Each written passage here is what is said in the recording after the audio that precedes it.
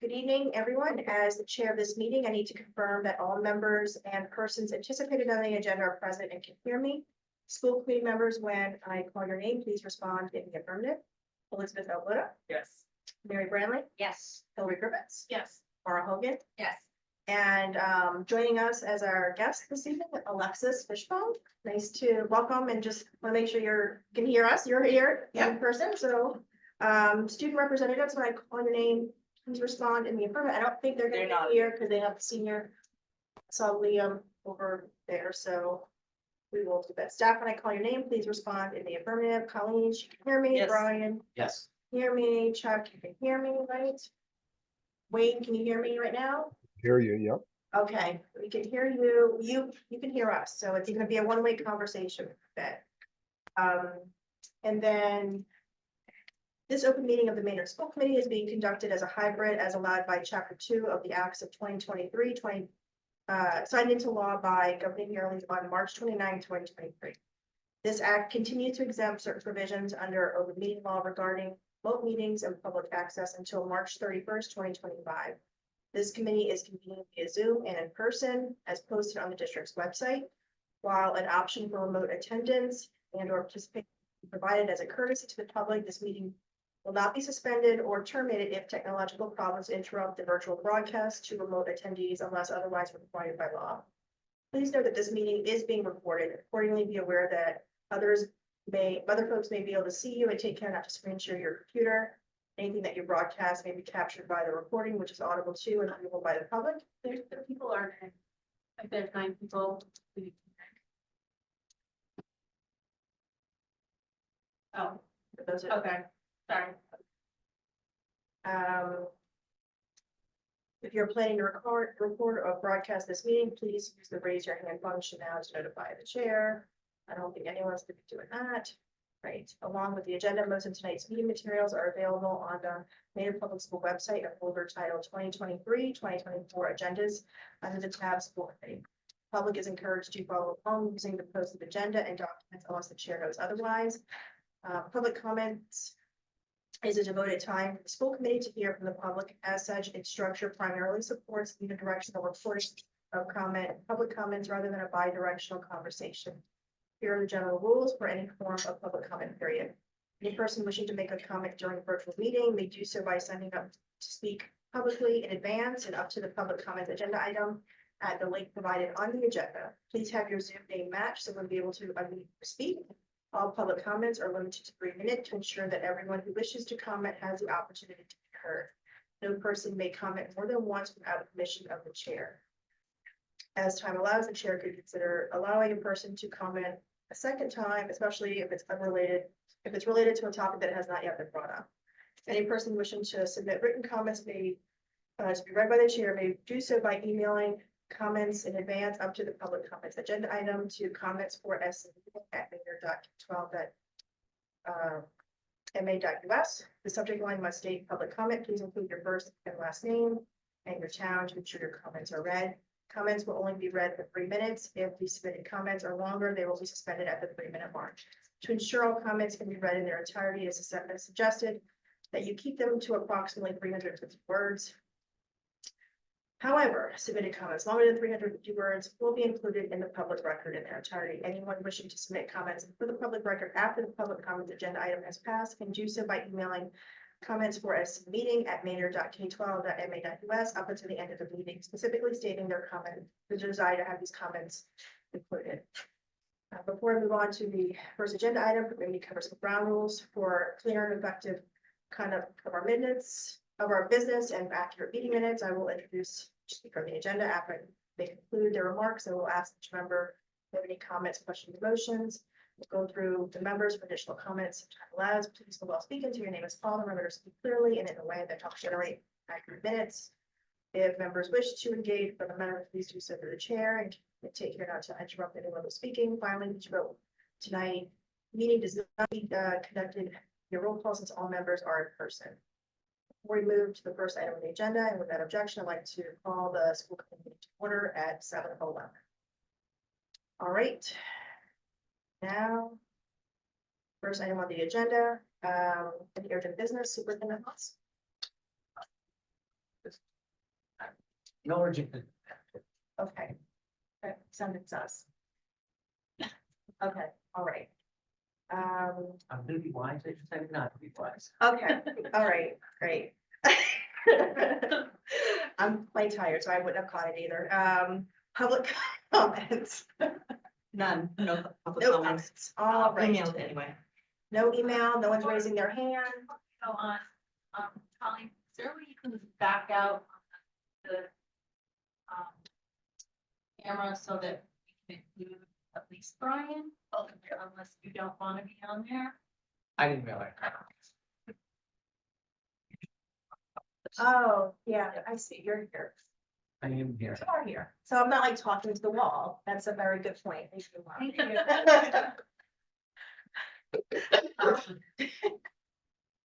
Okay, it's gonna be a silly night. Student representative, I know they are not here, We do have a report that just came in an hour ago. okay, so It's just uploading it now to the. so without objection, I'll just table that to the end just in case they arrive afterwards, that they don't, we'll read it into the minutes towards like the chair report, that's okay. All right. Superintendent's report. Yeah, great. Happy to be here on this mild evening.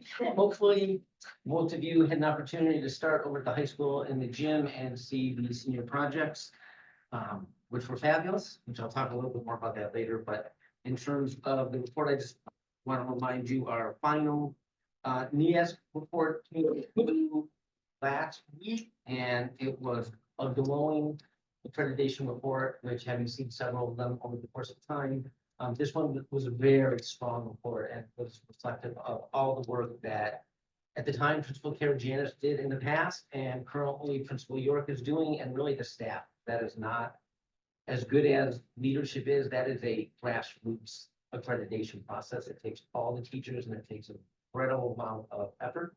And not only the teachers, but it takes the school committee.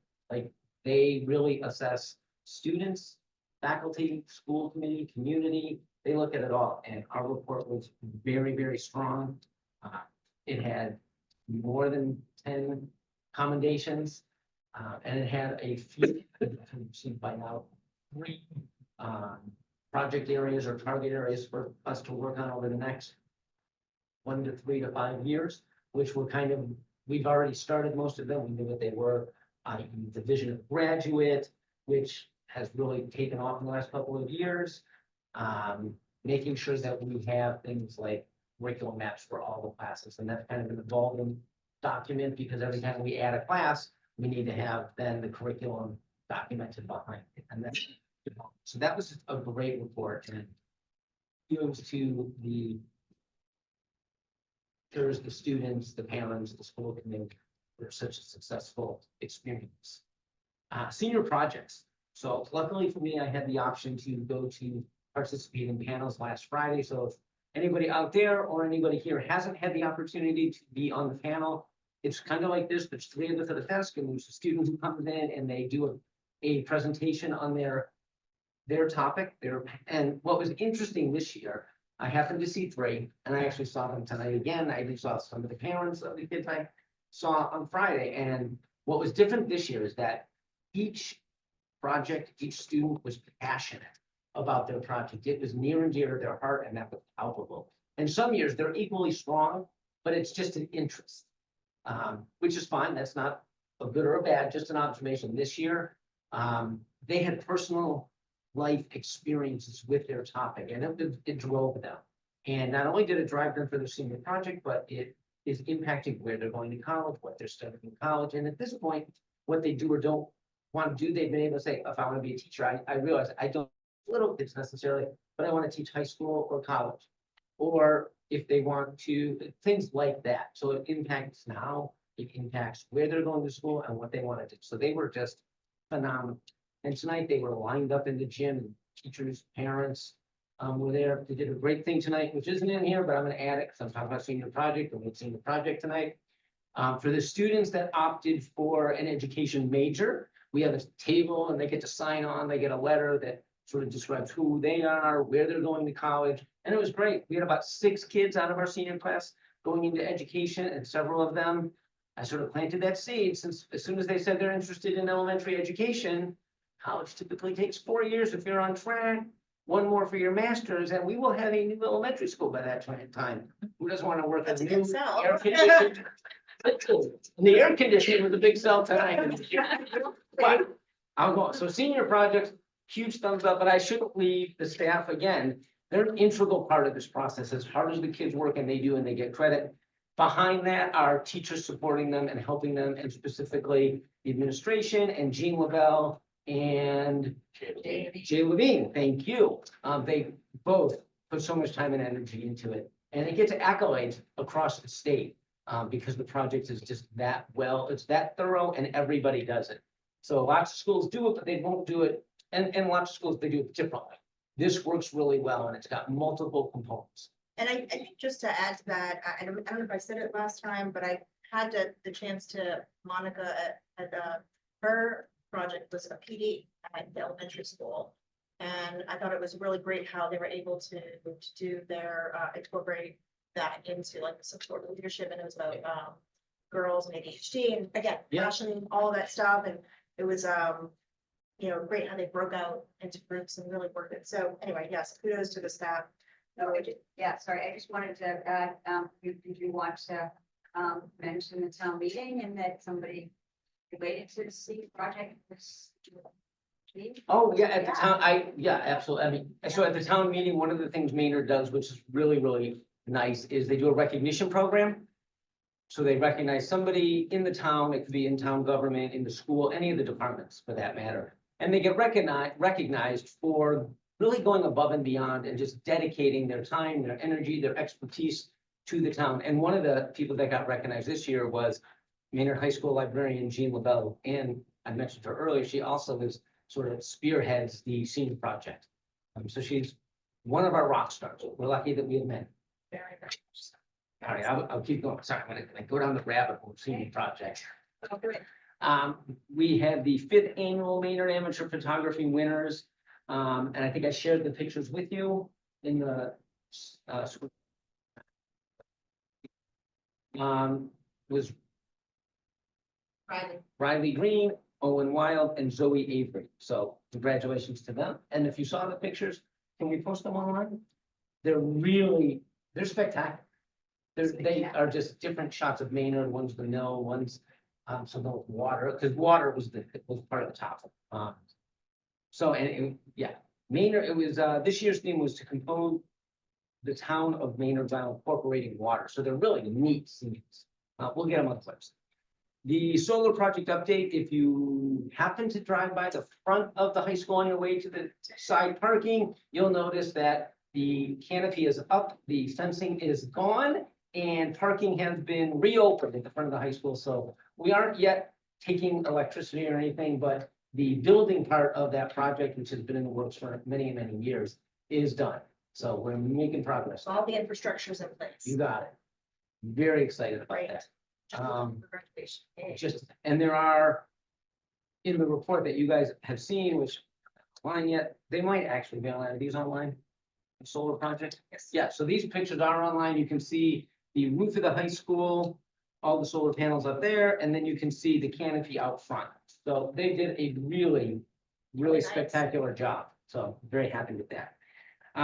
Bleacher update. So what I would say is we've heard from a couple of people, a couple of different times about the current bleachers. And it's more of an alumni facility upgrade, including bleachers, potentially bleachers, bathrooms, and concessions, right? And we, in sort of consultation with the group, which is made up of townspeople, DPW, our OPM, the architect, et cetera, made the strategic decision to not take this to town meeting this week and to do it in fall. There's just too much going on right now. In the meantime, however, we have these bleachers. So this is where I am going to sort of, not a vote, but either a sort of thumbs up, nah, I'm not sure, or no way. So support from the school committee. The concern is the bleachers have been condemned. They're not safe, which I think that is not news to anybody in this room. And so the question was, we've wrapped tape around it. We've tried to do some things, put up signs, which is nice. It does keep people informed that we don't want you on there. We know they're not safe, but we do let people up to use the press box. But they're adults and they can make that choice a little more on their own. And so the topic, and I don't remember where it came from, but different topics. Fence. Fencing the bleachers in. So we met with DPW and our OPM on the project and the architect and said, is that a possibility? And because we're not architects, we're not bleacher builders, I don't really know what that means to be discussion. By the end of it, they did some homework. They reached out to some companies. We got a quote for $3,856. And that is for a legitimate 400 feet construction grade fence that would go around so the bleachers are big, right? It would go around all the bleachers. They would be set in cement. So two options for sand or cement. I personally am recommending the cement block that they sit in, and they would have a gate at sort of the front, if you will, so that people, if they wanted to use the press box, that's where the electricity goes to. So for sound system, and whatnot, those adults or whatnot could go through there with permission, and obviously they could go in. But it would really keep, my concern would be, like, what would I lose sleep over this summer would be when we're not in session. So I don't have the athletic director, we don't have teachers, and we don't have programs. It's just open. And it's would keep kids and anybody else just off. It wouldn't be like, oh, the tape fell down, This is or I not could go like from here. urgent This is business. very clear. It's closed for business, and it is a nice segue into fall when we do say we are asking for this project and here's why, and it's going to be obvious because it's been fenced off. We have fall. So are you looking for just like a? I'm looking for approval from you guys, not a vote, but just a thumbs up, like, yeah, you're okay with the school on using 3850. One-time fee, it's good for a year, it's an initial setup and it stays, it's not prorated or anything. I still think that it's really money well spent for liability purposes and safety purposes for the community. It will, just a couple of questions. Yeah. So that is for full flat, like it's a whole year. So even if we need it less, it'll still be that, Correct. right? Where is it, is it school choice? Is that? Correct. Or is the maintenance to be have the revolver? I don't know, Wayne. It won't, it could be either, if we don't typically tap the existing facility revolving account until we have to for things, the school choice. I just know This that would be school, sort of an unexpected thing, so either one of those, but Wayne, and he's online, but it's clear to me that we can afford the 3856 for this purpose. or, the alternative is, do we want to go to finance committee?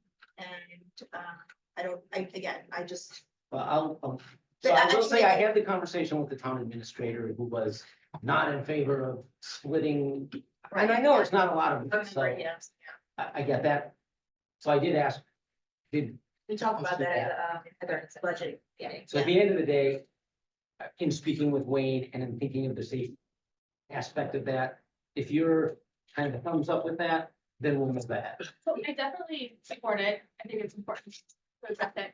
Because we've had public people speak about the eyesore, and this will be more of an eyesore with fencing. And because we had also mentioned that, we're looked into removing them now rather than later. Could we maybe do a Facebook post on the school's Facebook page and say, we looked into, removing them or putting up a fence in the interest of saving however many thousands of dollars for the town, we decided to go with the fence instead of removing them now. We can put, so what I would say is, the decision is not only financial, it's also, well, it is, but it's really, the complicating piece for the bleachers is the electric. So we have the electric for the entire place goes through there. So if we tear them down, it starts to ramp up costs, and we have to get the electric company involved to rerun lines so that we can then have the system. But just to basically say, We like, can we say we did looked hear at all you, these we things. heard your Yep. concerns, and this is why we are going with this. We could put something together. For a high level. Yeah. I would, because I want to make sure. As one person, I am concerned about the safety, as to me, it's the safety, like. the But I think the aesthetic safety piece- is attacked, the safety is addressed both by removing and a fence. So. Yeah, but that's the primary focus for me. The aesthetic piece right now is. I can live with, because a fence actually, in my view, does come across, because I think actually maybe Justin or somebody said this when we had met. It kind of shows that you're taking steps, like, that it's not just this yellow tape there, that it's actually No, like definitely. construction But, you know, moving them is like one step further safety wise too, and people might get it. So just to make sure that we, well, know we're listening to them. We're not ignoring them, we just have other factors that we consider as well. And I don't know how messaging everyone feels about like that. Sounds like everyone would okay with doing the fencing Like, with just the, the question, why are we even talking about 1 year? I mean, do we have more for something, it goes a little beyond, or which So, figure it's only gonna be? The contract that the company provides, Okay. that's kind of their setup. It's a one-year contract. They will come, set it up and leave it for up to a year. Nice. If we said, oh, we want to keep it for another year, it would actually be a little bit less because it wouldn't include a setup. But we don't anticipate it needing that because I think we will quickly get to what Hillary referenced was a demolition model if it passes the town meeting as well. and that was the question that had come up, is that they presented it as this one fee, but even if it's less than 1 year, they're not gonna prorate it. So it's like, But if it's more than a year, it's gonna cost us school. it would cost more, right? If it goes to the town. Can we also look into the safety of the Keenan bleachers that look just as bad? We can look into those. The ones that are in between DJ. Yeah. Right? Okay. All right. I think, I don't remember where this one is. We have, do those get inspected? I feel like all of them should be good. I don't know, they probably do. I don't recall a report recently on those in particular. I went through- I've tried to find the report and I can only find multiple reports on the alumni one, nothing on that one. But there was caution tape, there's remnants of caution tape on them. So at some point, somebody, I will reach out to Bill. Rick, yeah, the board. But for this particular Yeah. discussion, this would be the main alumni features. Yes. If you're supportive. Beth, is that?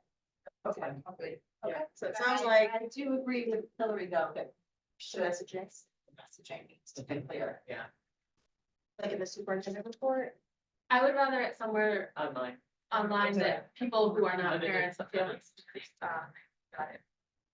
I really like the idea, someone brought this up before, getting a poster like someone can scan, like in the front of the. Yeah, I said that, like Was a it you? sign Like a hanging QR out. code, Yeah. like people who are walking past, and then it takes to like the I can project definitely website. do that, I actually, No, I, Yeah. every time I go by, like, because we get people who are asking about it, and I would love for it to just go directly to the project website. Yeah. Cause it's the people who are not families who are kind of, Yeah, Right. I keep getting Yes. questions from seniors. Yeah. Who are not getting but superintendent they're support. walking. I'll Yeah. write myself a note. Thank you. Tomorrow. You're awesome. Thank you all. So You're good? Yeah. Yeah, so I think the only thing is if you could just confirm, is it for sure gonna be the school choice? Or is that funding source to be determined, but I wasn't sure if we are firm on that. I'm sorry. You're firm. I was looking for my former friend. who's Yeah, it looks like missing. he. It's okay. Yeah, okay, all right, so, And then my last two pieces of the superintendent report, just to give you an update, I'll have an update either end of this week or early next week, probably early next week on the assistant principal of Green Meadow. We have reached out, we're getting very close. So we should, like I said, beginning of next week, we should be good there. Really good process, good candidates. I continue to be happy that we're able to get such good quality candidates. At this time, I think education is really difficult to get. do you feel like the timing, I know, The timing's we're good. always worried about like that. Yeah, we're actually the in it job right pool, now. so we're still there. Yeah, Great. we were in it, and director of technology, I anticipate also by the end of next week. We've already met, we've identified candidates, we're interviewing next week. That's great. So I You think feel we'll, good about the yeah, we have several candidates that we're interviewing, and I feel like we'll have someone Right. good quality. shoes to fill? They do, no kidding. Well, thank you. Thank you. Brian, there's. Yeah. Yeah, we're gonna Yep, interview. yeah. Yeah. So you're superintendent? Yes. Okay, alrighty. Yeah, so the next thing on the agenda is, just incoming, Director of Student Services, Heather Newman, an introduction. Brian, I don't know if you want to say. a few Yeah, words. well, again, I am super happy to introduce Heather Newman to you.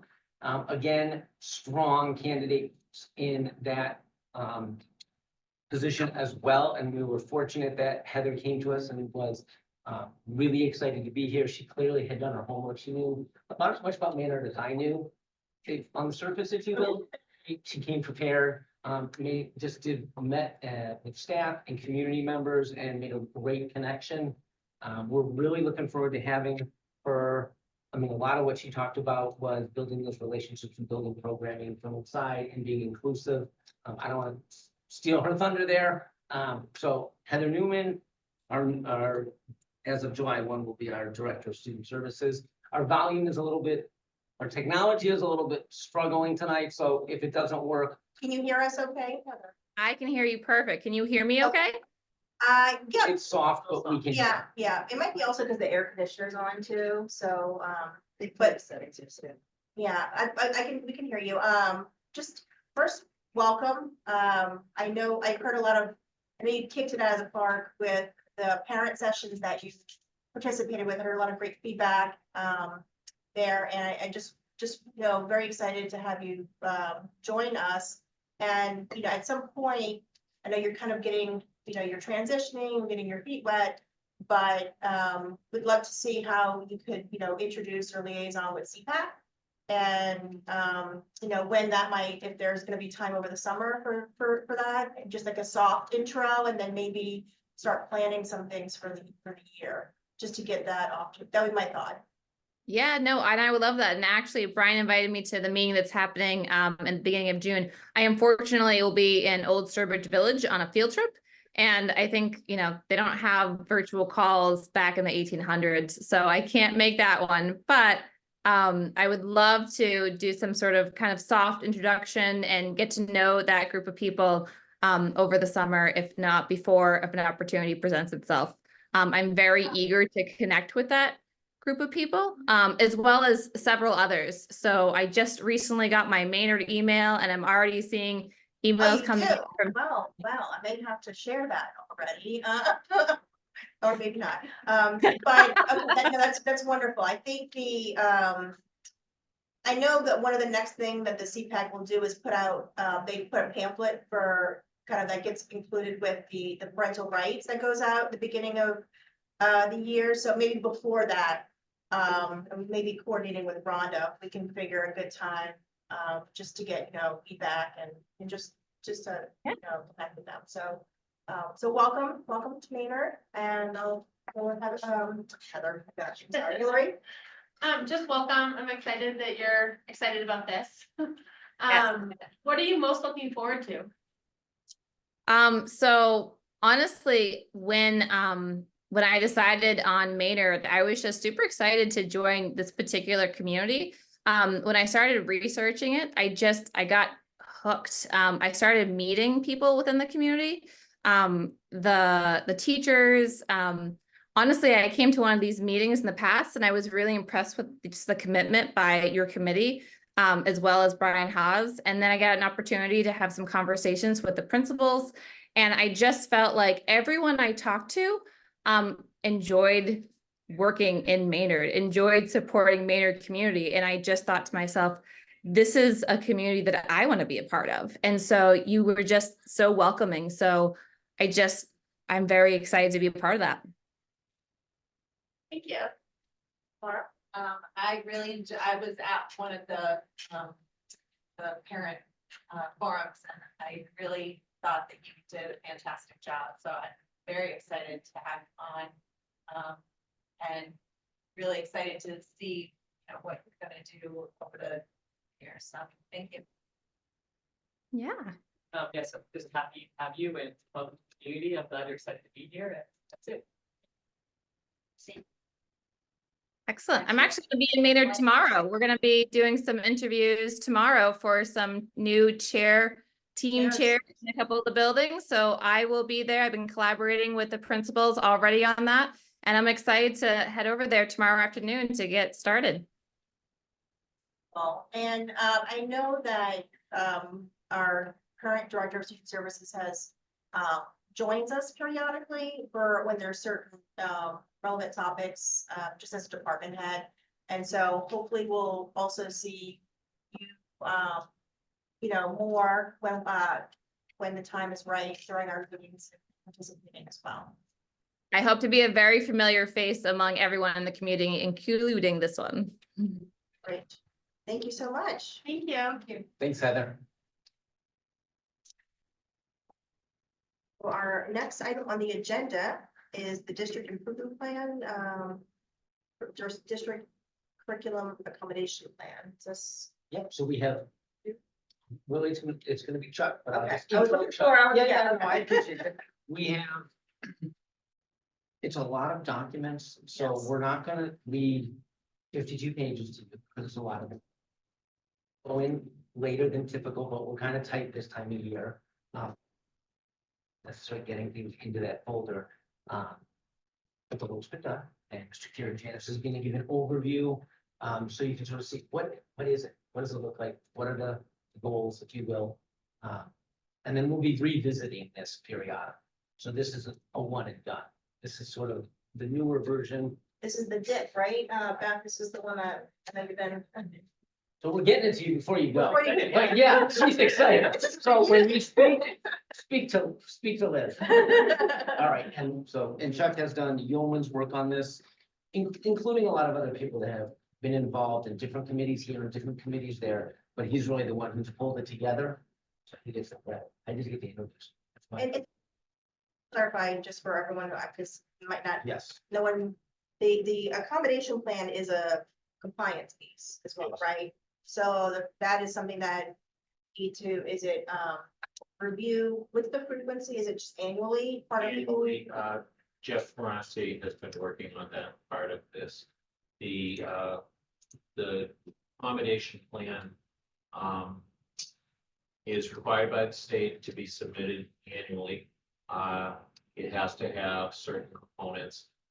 But the central feature is that it lists all of the types of accommodations that a student might receive and the resources that the district has to support students that may not be within a 50. A student may not have a 504 plan or an IEP. These are These are things that general every restrictions. student is entitled to. And these are modifications that any teacher can make to support a student in a particular subject or in all subjects, depending on the nature of the student need. So it is submitted to the state. It has to meet certain criteria. If it doesn't meet those criteria, the state sends it back and says you need to fix this section. You know, it's an editing process back and forth, and ultimately the state accepts the plan. So Jeff has been working on that. And we have a filed DCAP with state. That's something that I'm aware of. I've seen, I've read. It's not part of what I'll be presenting on, but it's filed with the state. So the district improvement plan is really part of a cascade of documents that all kind of support one another. What typically happens is a lot of data comes into the district, and a lot of feedback comes in from things like school councils, even the survey data we've done the last couple of years. And from that, leadership team sits down and decides what are the sort of focus areas going to be for the district in the coming 3 years. So the district improvement plan is actually a 3-year document. It can be modified annually or as needed, but the idea is that it's a little bit longer range type of document. What I've done this year is I actually went on to many websites around the state looking at district improvement plans from other districts. I've seen district improvement plans as short as 1 page that are extraordinarily general. I've seen district improvement plans that are 40, 50 pages long. Those two ends of the spectrum are extremely rare. Somewhere in the middle, it's almost like the three bears, you want to get the porridge just right. Because the document should be accessible to the public, and to staff. And if you create a document that goes on for pages and pages and item after item, so a couple of things happen. One is people stop looking at it because it becomes like a doorstop. The other thing is looking 3 years into the future and saying that you know with some degree of certainty that in 42 different areas, this is where the district's going to be from now is not a realistic proposition. So with that in mind and with those models in mind, this district improvement plan is about 5 or 6 pages long. It gives the vision and mission that had been agreed to for the Maynard Public School System. And it gets to broad district priorities, which match up with our Roman house with the 3 pillars for now. I think it will be the vision of a graduate starting to dominate that within the next couple of years. I think we're in the midst right now of transitioning over.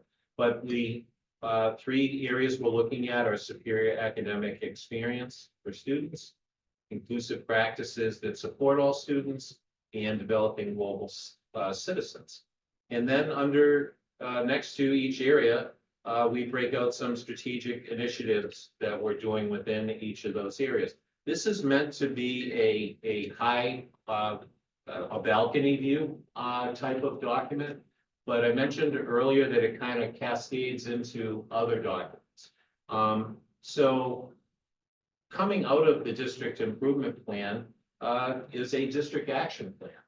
And the action plan starts to bring a little more clarity into what types of activities will we do to make the bigger ideas in the district improvement plan start to come true. But this is a 1-year plan. So the design here is what steps are we doing this year to propel us toward the 3-year vision? So you'll see that there's a little more clarity within this document. And I think this is probably where staff and committees and teams start to look at these 2 documents and say, okay, we've got the direction that we're supposed to be going in. The last thing I prepared, and I'm going to do this one in more detail, is I prepared a document regarding our math and literacy adoption specifically. If you were to look at the district action plan and open up to the section that says superior academic experience, this entire document is basically 1.1. So if you were to get to the level of detail of trying to fill in just these 14 kind of target areas, you know, with this level of detail, now you'd be at like a 200 to 300 page document. So, you know, this is 1.1. So then I'll go over this in some detail. So if we can get into that document, Colleen. And you see the front end. This is the district. Math and literacy adoption. Thank you. So in this document, I set it up in the format, slide format that we've used in the school committee for quite a while now. So we want to have effective implementation of literacy and numeracy initiatives. That's critical to superior academic experience. But we also want to make sure the materials and techniques we're using are inclusive and supportive and open pathways for students to other opportunities, global pathways at the high school, for example. So as we looked at ELA and math over the last couple of years, some key questions were, you know, well, do we and why do we, why are we even getting curriculum materials? What materials are ultimately adopted? How were they selected? Did staff receive professional development and training before trying to implement the materials? And ultimately, how do we measure the effectiveness of the curriculum on student learning? So here's a brief background. I've mentioned this several times before, and it's not in the document here, but in Maynard, when I started as a curriculum director last year, it's almost 2 years ago now, it's really. A curriculum review cycle had not been undertaken in any curricular area in Maynard in about 20 years. I talked to veteran teachers who have been here forever, and a few of them kind of scratch their heads, and it's like, yeah, way back around 2000, I think we might have kind of done something like that. What we undertook was a couple of years ago to really concentrate on ELA curriculum, as you're aware. So that was CKLA and amplifying and Minos. We put a phonics-based reading program into the kindergarten, first and second grade. Without jumping too far ahead, we're actually extending the new curriculum, which is CKLA, to second grade next year. So the 2 through 8 will be CKLA and Amplify, in the phonics-based reading programs will be kindergarten and first grade to build phonemic awareness, basic reading skills. So we had a review cycle where various curriculum were examined. Some were piloted in English. The state came out with a massive grant, as you're, I think, all aware, and we wound up purchasing the materials we purchased. A requirement of the grant was that we also select a state-approved consultant to work with us. That's Instruction Partners. They've been acting as coaches and guides with our staff and helping us with professional development over the last couple of years. We've noticed that, broadly speaking, the curriculum is being used with fidelity by all of the staff members. There was some pushback initially by a small, few folks really wanted to continue using the materials they had been using, but we're seeing that people are using the materials uniformly now across the district. Pacing has been adjusted over the last couple of years. Frankly, the pacing was too slow at first, and now it's coming up to a speed where the students can handle the material, and are kind of kept in a zone of proximal development or productive struggle, where students are being asked to do meaningful tasks, but not at a pace that's blowing them away, but also not at a pace that's too slow. So the ELA materials have been implemented and come a long way. We continue to work with Instruction Partners. We've gotten additional grants to pay for that. So I feel like ELA, particularly K-8, is in a much better place than it was a couple of. Second strand that we decided to work on was math. And for the last 2 years, we formed a math curriculum committee. That committee initially realized that we didn't really even have a vision for math in the district, and the first thing they undertook, and this was a team made up of 18 people representing all 3 buildings, special educators, teachers, administrators, you would say very broad-based group. And we wrote a mission statement that I presented last year. And then we switched over to what materials are we going to select. And the reason for that, as I know you're aware, is the materials we have been using, GoMath, has been completely phased out by the publisher HMH. They no longer support the website that goes with GoMath. It still kind of works, but as links break and as hardware changes and things don't interface properly, the teachers can't even are decreasingly able to even use the website that goes with the text. There are materials that are consumable each year that are getting harder to even locate and more expensive. So we knew that we needed a new math text. Members of the team went into Ed Reports and Curate, looked at various curriculum and, they phoned area districts. Everybody seems to know a few people in different districts and they say, what are you using? What are you using?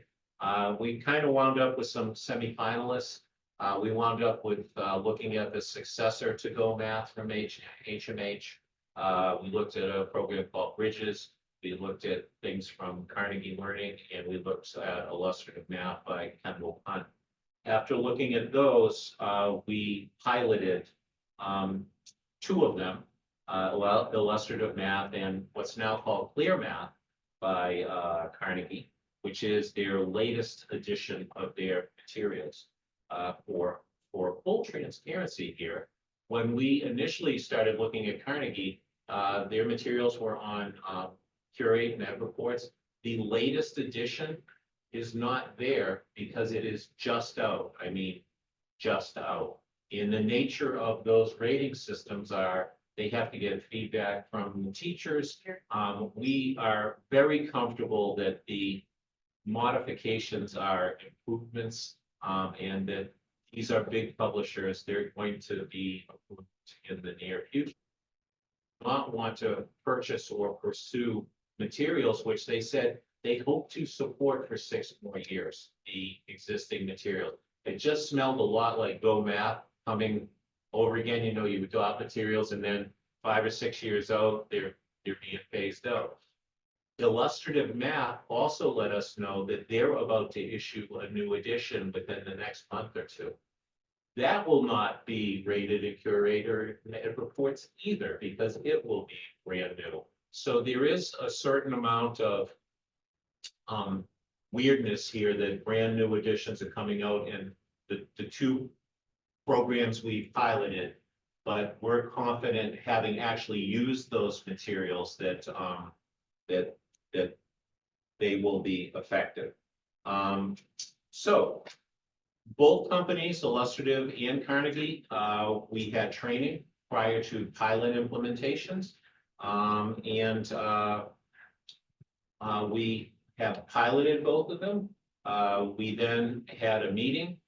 We had surveys to all staff that had piloted both materials. Both were favorably rated. So it wasn't, I don't feel like we picked unwisely that, you know, like one was a dog with fleas and the other one was like, you know, a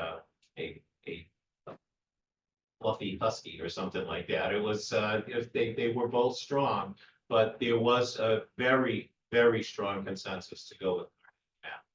And so that you're aware, we just signed the contract with Carnegie Math today. So the materials are being purchased. The materials, Can I just ask a question since you're talking about feedback? Yeah. What was the feedback in particular that really pushed Carnegie over? there were a couple factors. One was the ease of website use. Teachers found that with illustrative math, things were very scattered. If you wanted to find like the opener for this lesson, you're over here, and if you're looking for the manipulatives that go with the lesson, it's over here. So it was much more time consuming to even gather the material before you created the lesson. The lessons themselves went well, which is why they were rated favorably, but the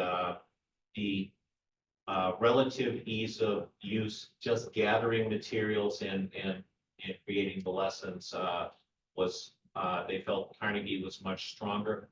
And they also liked the sequencing of Carnegie just a bit better. So I think those were the two main reasons.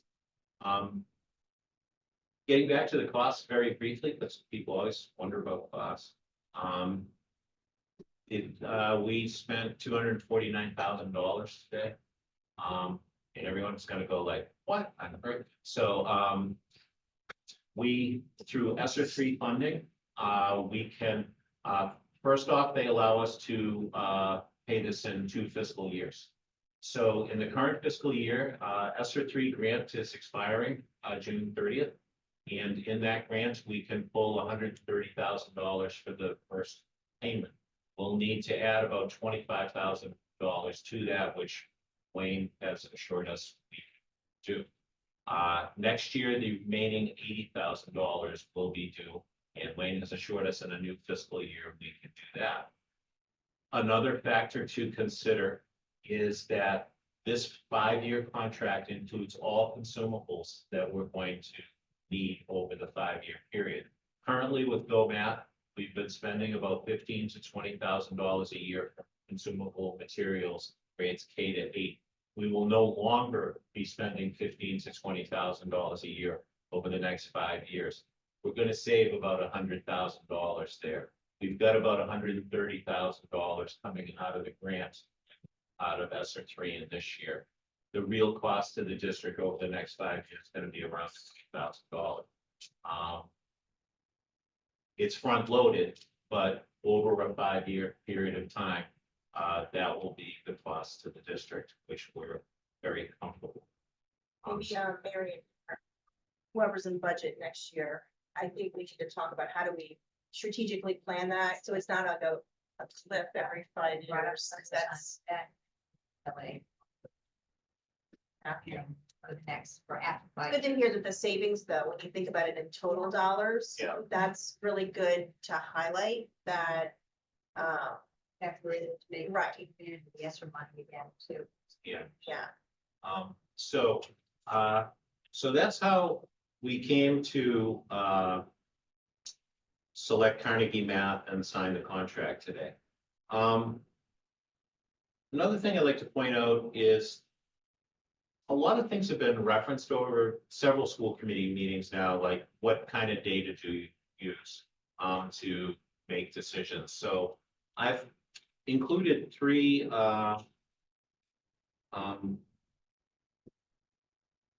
items in here that I think you might be interested in. One of them is the district heat map. If we could go to that, Colleen. The state prepares this for every district, okay? It has some key metrics on there. This comes out every year. There's total enrollment, there's chronic absenteeism. You can see it's school suspensions, but then there's MCAS scores and the ELA and math. And they're broken out by demographic subgroups. So when we determine which students are in need of additional support, this is sort of a foundational document when we do things like construct the DIP and the DAP and the SOA and the This is DCAP. probably accessible, like, Desi's website, right? Yes, This is yes, public- this you is can the- find this for with the every report district. card and the. Yeah, got there's, it. there's also, you'll see on all of these slides that there's a typically a menu somewhere on the left here. You can look at state numbers. You can break out English language learners specifically, low income. In a district as small as Maynard in terms of student population by grade, frequently when you click on this sidebar, you get nothing down here. The reason is the number of students who are EL learners in grade 6 are fewer than 20. And that's the minimum cohort size that the state uses to show data. So for bigger districts, these are very interesting to click over here. For us, we frequently just get blanks. But this is aggregate of students, and we do have large enough groups in the categories that show here for us to look at. Just real quick, Yeah. I don't know if anyone else is, I just wanna, it's quite startling how the group that meets or exceeds is only the white group. Jumps out as Yeah. very, Yeah. and I know there's a lot of story and context about that, but it just, yeah, just the way that at its surface without a lot of detail there, it just is a story that Yeah. I know that everyone's working on, but it just would like to see more blue expanded. We've noticed that particularly with EL students and Hispanic students, that tend to be in the pinks and reds. We have the English learners in grade 3 math. They did okay. I mean, but to your point, though, that is the outlier. That's not. Can I ask you a question? Yep. Is the zero for the student with disabilities and the percent in the pathways enrollment, is that because at the high school, up until this year, the kids couldn't do WAVM if they needed special ed services? Um, And that will change now? Well, this is the sort of thing where we start looking at that in a much different way. We just had a English learner audit completed last week. And, you know, one of the things that came through in that audit as well is that if a student is receiving services to learn English, at the middle school level, have typically been taking those students out of what would be a world language class.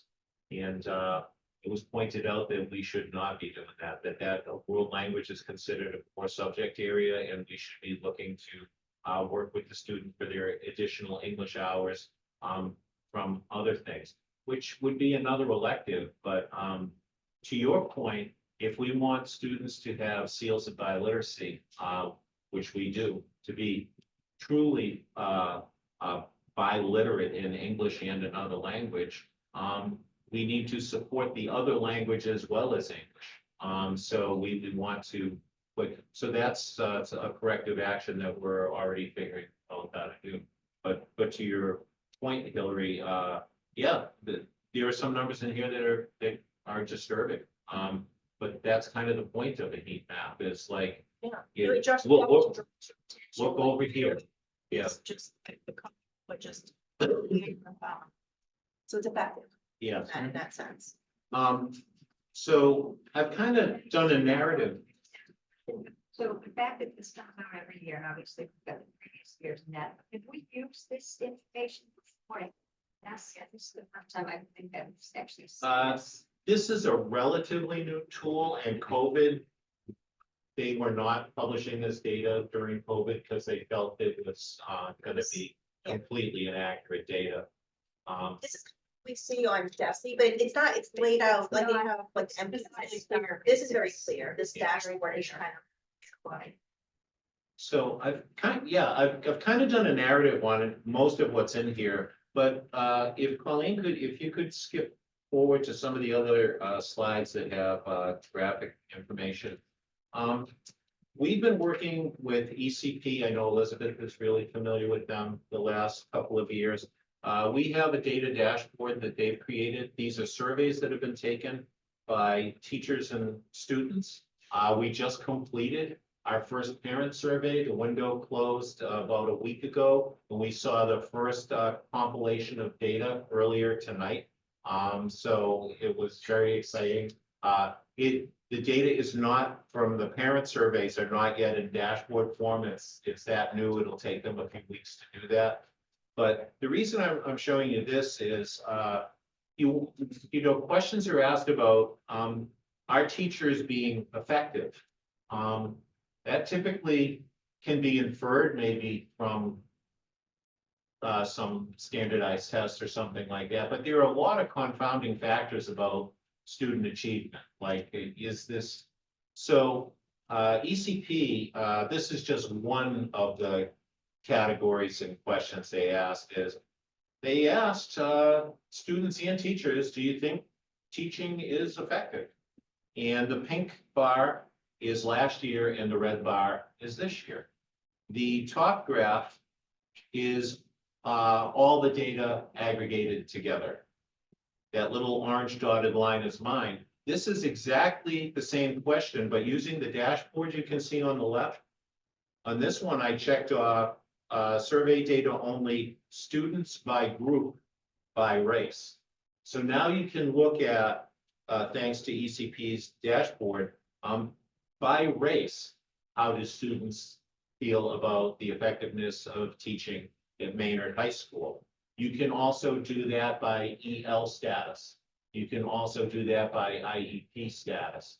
You can do that by gender. You can do that by income status. I'm not using live slides.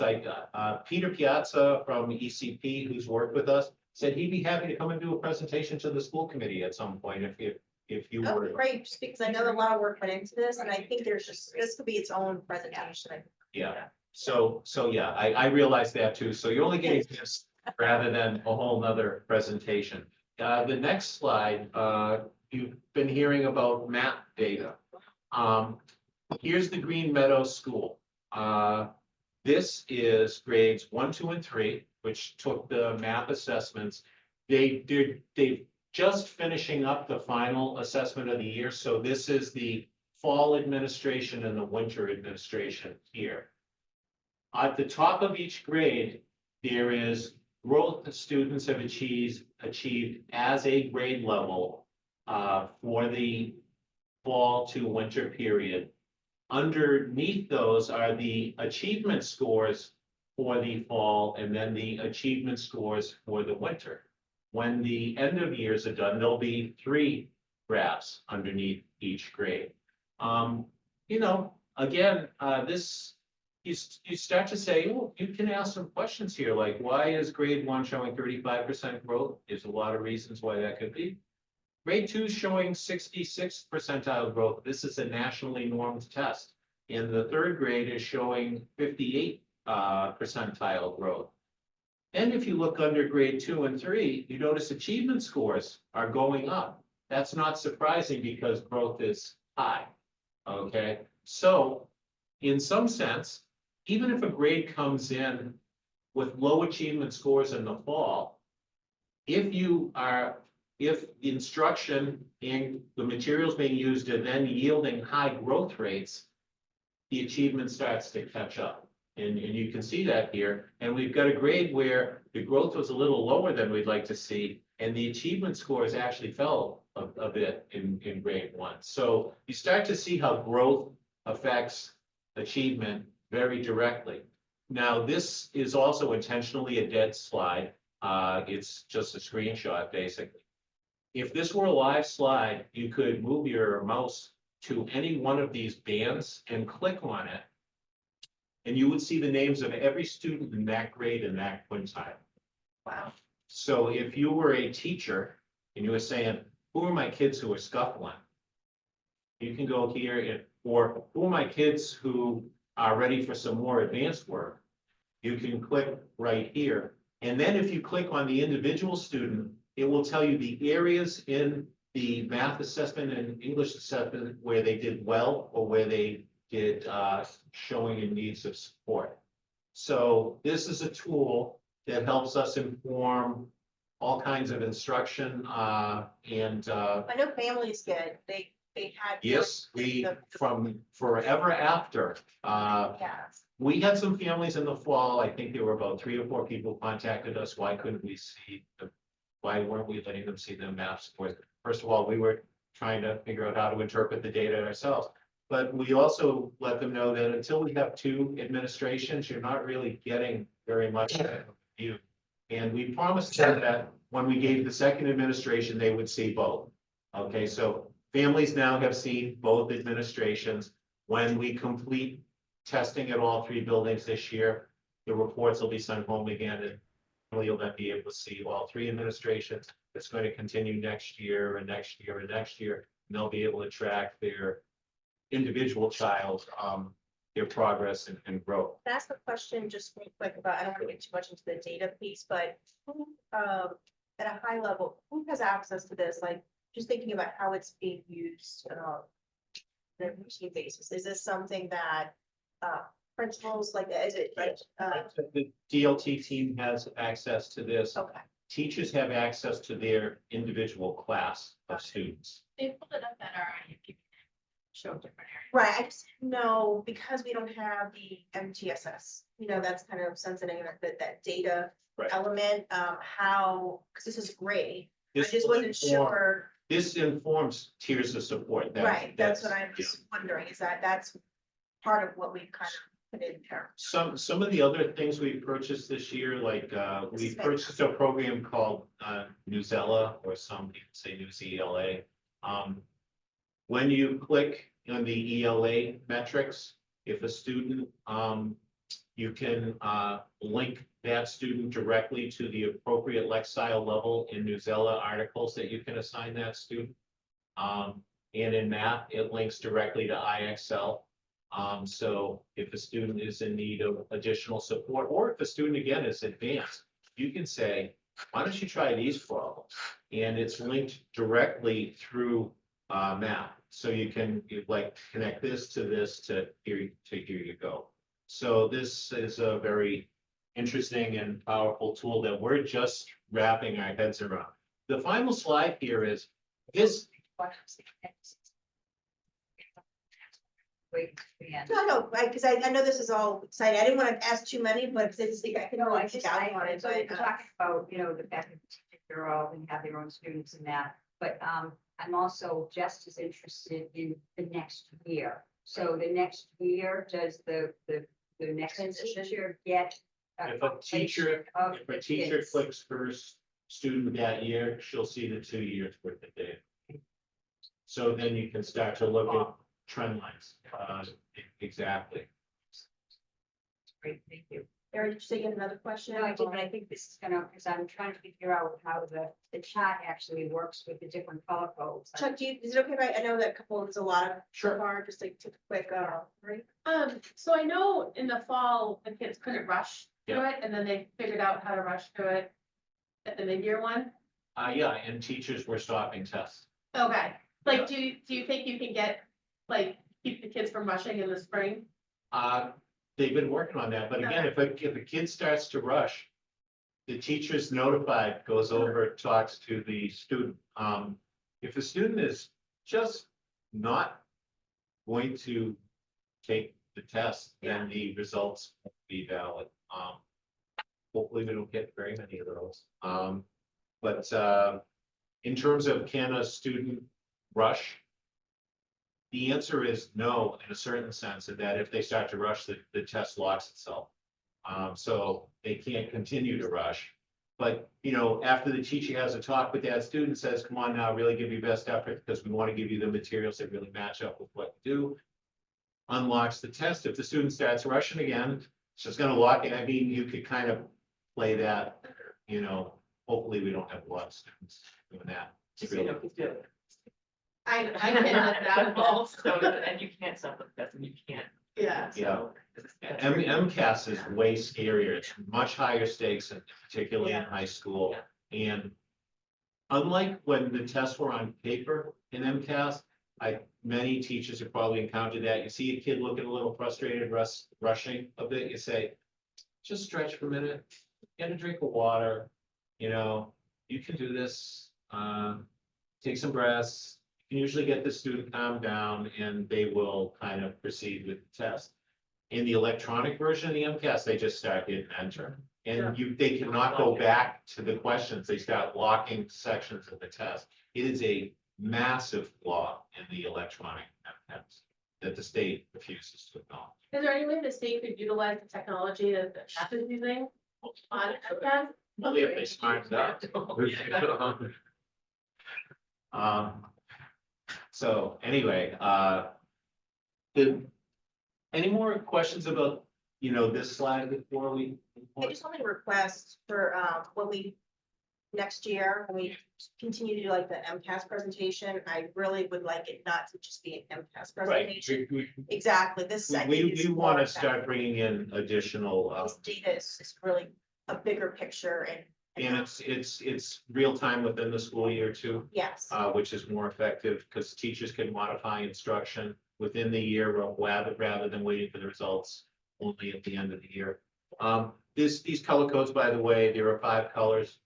Red would represent the students in the lowest quintile, blue would represent the students in the highest quintile. Next graph.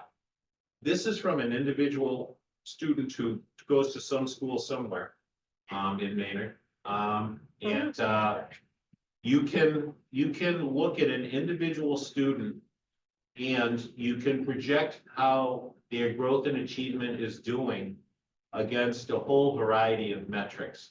In this slide, if you look over on the right, there's a little check mark in a box over there that you might not be able to see. It says MCAS. Okay, There's also SAT and ACT.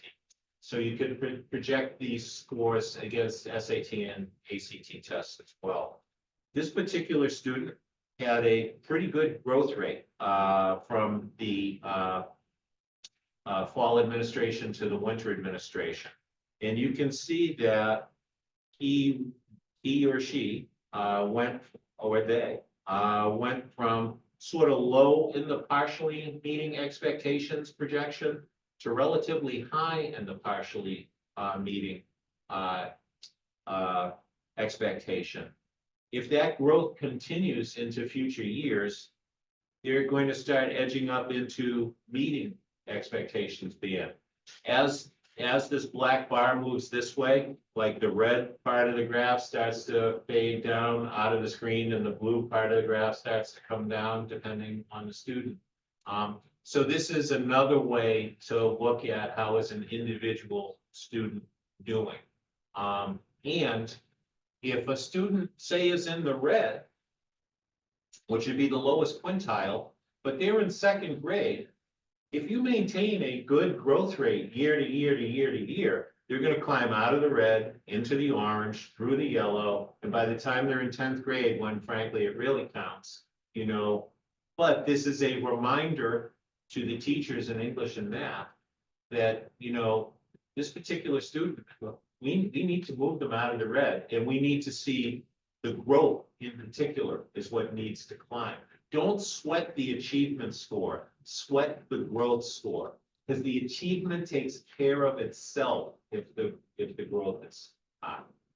So that's sort of a lesson that comes out of this.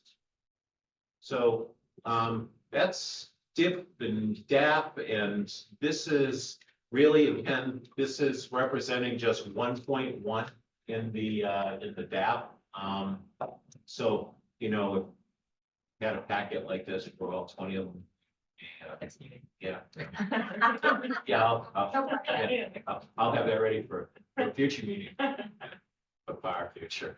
So, any other questions? Mary? I'm involved with the VIP and the district action. Taking that one chance to delve into them. Have just seen it now, but yeah, just it seems like we're just so much further ahead. They seem pretty aggressive from just the initial. I'm saying, but I've been asking an awful lot about teachers. There's, yeah, some great. Well, you know, just briefly, and I've had the floor for a while.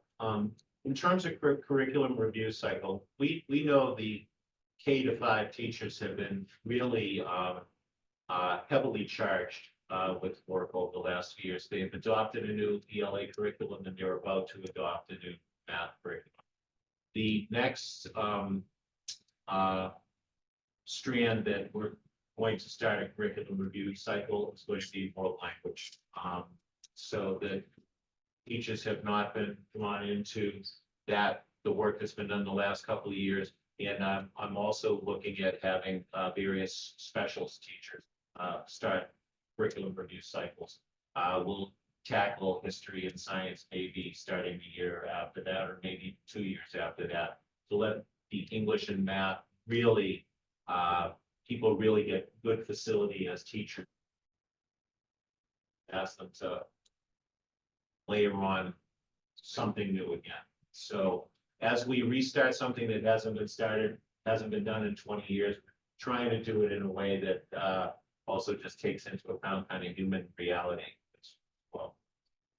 And the great thing is that we've got that curriculum cycle now in writing. Right. So it's not going to be another 20 years, you know, It so should be. yes, it will not. I'm not gonna be It won't here be, in 20 yeah. years. No. So, never know, yeah. Yeah. No, that's true, that's true, I have something to aspire to. Was that? All right, thank you for everything. That was a lot. And I just want to say, I did look at the dip and I thought it was actually great. Everybody thinks that you did a really good job of nailing what is already happening here and then laying it out in a way that's so clear that it becomes a backbone that, like you said, later is everything else that's already happening. And then it gives us direction as we need to work looking at goals and figure out how to assess how this is doing. I think as if I were a teacher, this is that I would be able to aim the teaching towards that in a way that's pretty concrete. So I'm really, yeah, I was like, really pleased. So well done on that. And then the DAP, I looked at that also, and I thought that was also great. I did a couple edits. It's funny that Mary said it that way, because I was thinking, I added some things because I think you're underselling yourself and the things you're doing, and put in things that I think are happening in some boxes, which is. I noticed that I like the feedback. Yeah, yeah, so I think there's a lot of things that are in place that you are doing, and I think that, you know, is fantastic. There's a lot of stuff, there's more room for you, put more things in, which part. And as for pushing the teachers, I just want to say, like, I think what Heather said is interesting to me too, that we're happy here.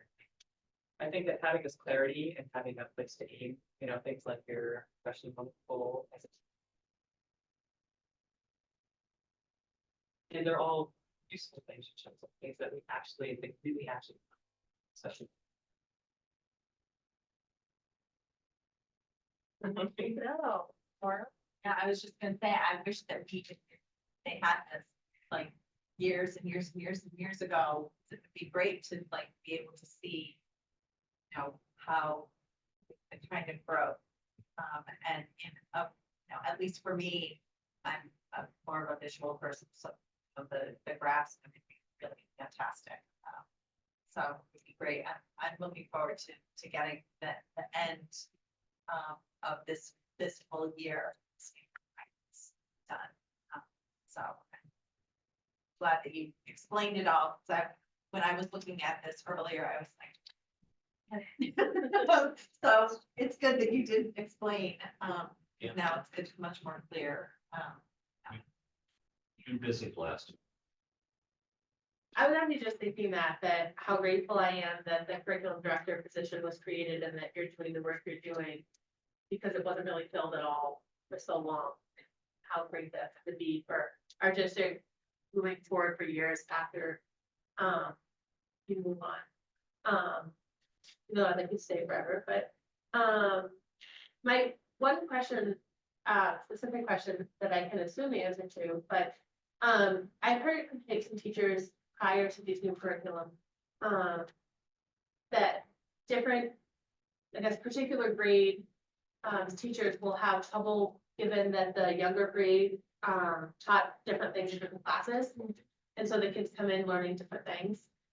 Are these structured and are teachers required to sort of teach in the same order so that all the kids are learning the same thing and enter the next grade with similar knowledge?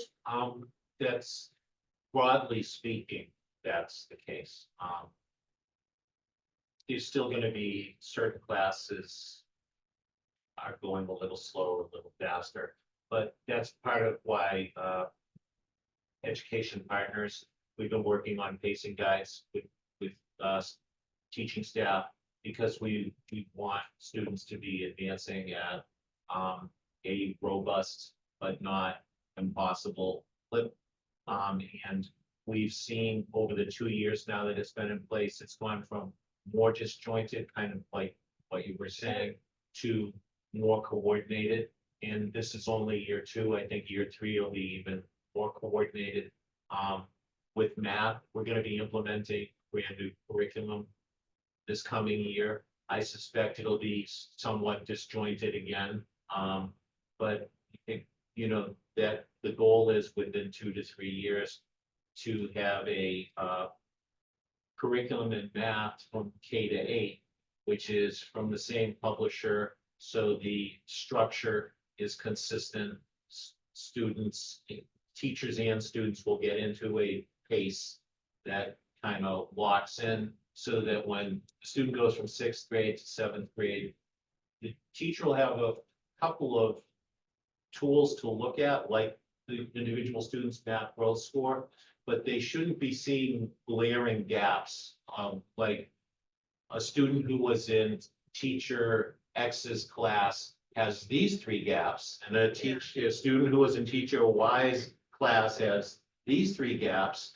And by the time you're done with that, it's like we've got a new shuffle of kids, all of them exhibiting all sorts of weird gaps all over the place. So Let's be that. Kids coming in, one group knew percentages, one group knew fractions, one group knew decimals, right, and none of them knew the others. right, yeah, exactly. That's what we're trying to avoid with these adoptions and the training. Jumping onto that, you said something about math. is part of. Yeah, at the high school, there are curriculum maps for just about every course. That's by the NEAS process, but I know that, Rob and Karen at the Green Meadow, and now I think, Keith at the Fowler, trying to have curriculum maps aligned to state frameworks, supported by curricular materials that are aligned with the state frameworks, with assessment tools that allow you to measure if the students are actually on track. I mean, I've been trying to put all these pieces into place the last couple. Just a time check, which one, so we're not Oh. showing anyone down. Okay, sorry. So it's great. Just a couple of clarity questions about the DIP and the accommodation plan. Are they gonna be, once finalized, put on, I guess, where prominently on the website? I just, They should be on the website now. okay, all right, I couldn't find them, so if we could just, yeah, if we could just get those accessible, I was thinking under maybe for families, seem like a more logical place, just so they don't have a lot of, click, click, click. Yeah. So that would be my first thought. The second was with the math curriculum, and I know we don't have an answer for this, but given that we don't have the MTSS next year, I have heard concerns about, how implementation of that, because that will be different than how we started with the literacy we had, so just nothing that could go into. So part of the purchase, part of our Maybe the upper grades, I think $249,000, it's more like the upper grades as well. part of the $249,000 includes training from the publisher. I'm already talking, the math curriculum review team is gonna continue to exist, and we're gonna start pivoting toward, professional development. I really think there's training and there's professional development. Yeah, train, The publisher is going to provide training. How do you use the materials? How do you access all the features? That to me is training. But we want to also be cognizant of giving people professional development in terms of best techniques in teaching mathematics. So that's something where the professional development committee in the district, and Terry Morrison is on that team. He's a very strong math professional. That's an area that we're going to be looking at as well. sure, I could like ask this, those questions, just thank you for the data. Sorry, see one more quick point. Okay. Yeah, going back to the math assessment and the fact that the parents receive all the information in that, is there an explanation for them on how to There read should be. it, or Have you done not that? parents? Have you- but It no. was helpful, I've read the report and I felt comfortable with it, and then I thought, I've been in education for 34 years.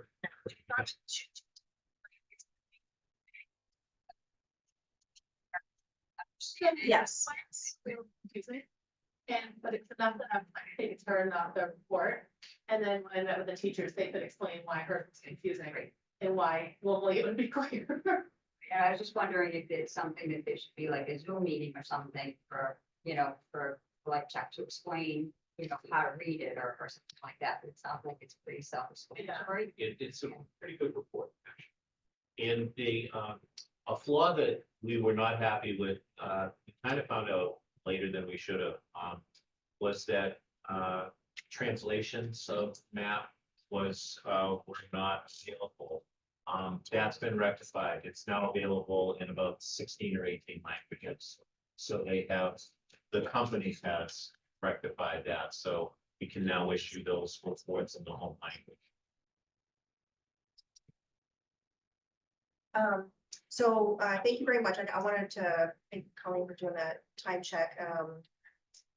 I'm gonna go ahead and make sure we have a packed agenda so we can move on to the superintendent end of your report. Before we do that, just without objection, I think we were looking to table the case collaborative updates. I think there's also the Assabet Valley update. So we were thinking that at our next meeting, we can do that. Is that okay? Yeah.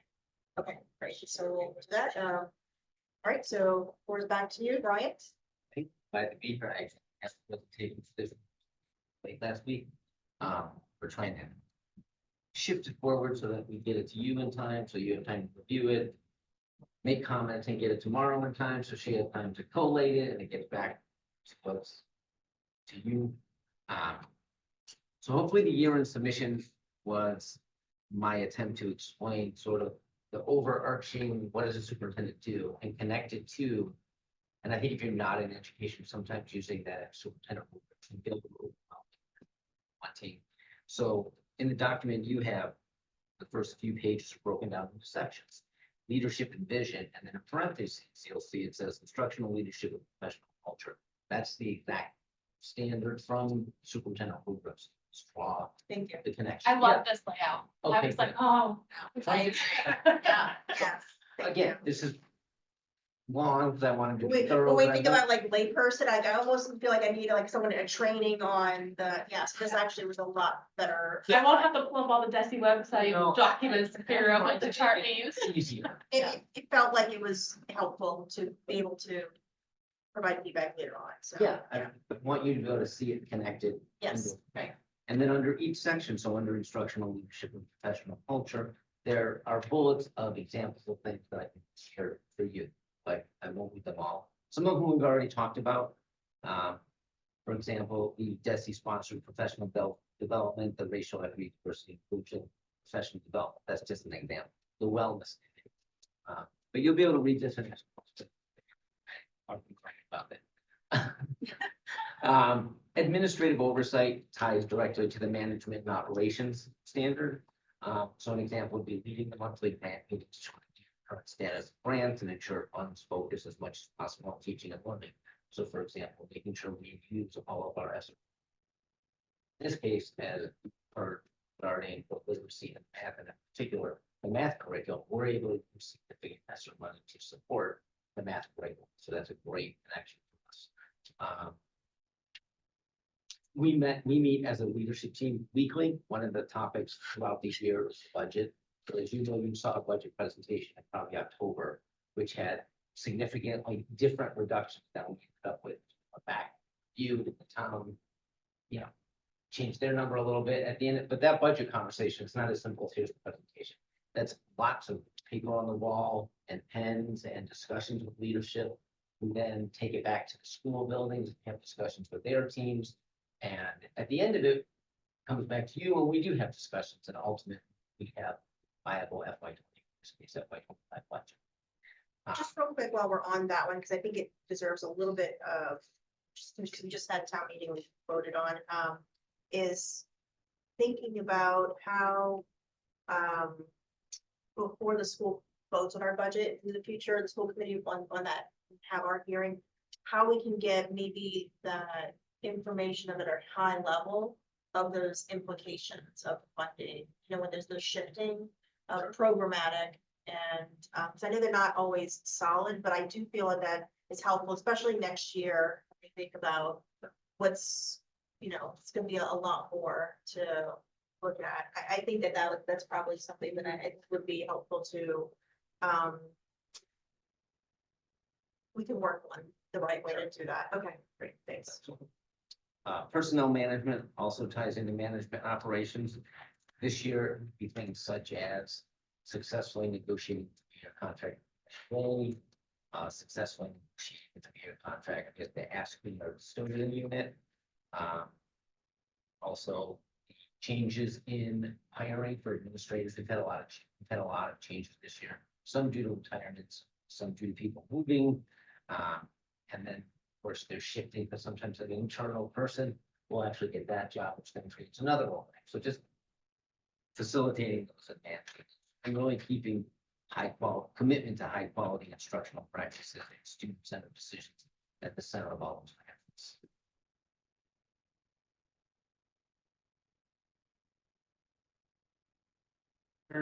And that could look like a lot of things. Some examples would be the weekly newsletter that you guys, this superintendent update that the school committee gets prior to the weekly s'mores that goes out to the community.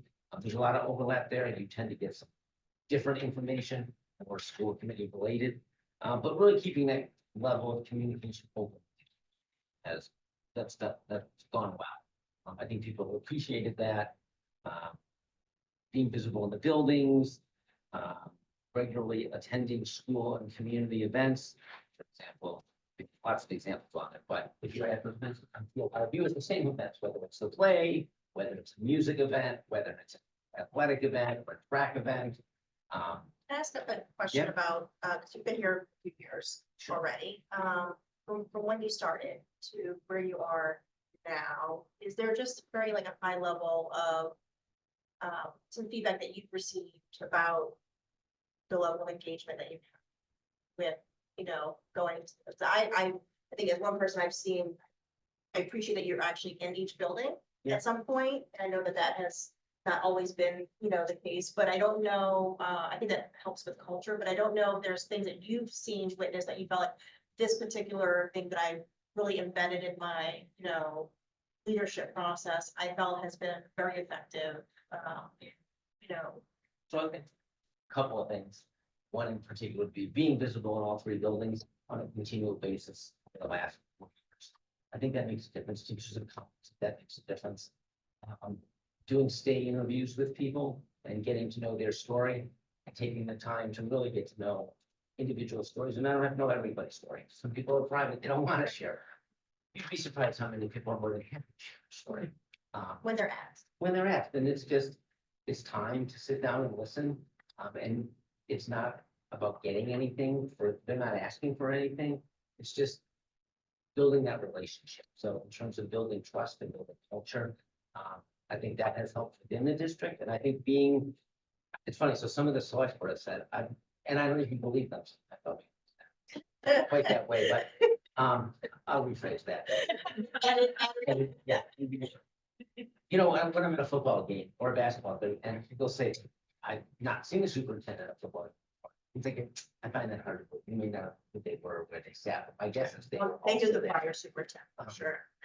Right, so, but being at those events, being at the senior project tonight, being able to talk to the parents of the kids who I saw their presentation. So just building those relationships within the community. Being able to call and get a quick response from whether it's the main or fire department, the police department, the Boys and Girls Club, being able to hold a Annalisa like that, if we need something, Boys and Girls Club, vice versa, they may need our facilities, they reach out to us. Library, the town administrator, I talk to the town administrator on a weekly basis. So having those relationships across the community helps a lot.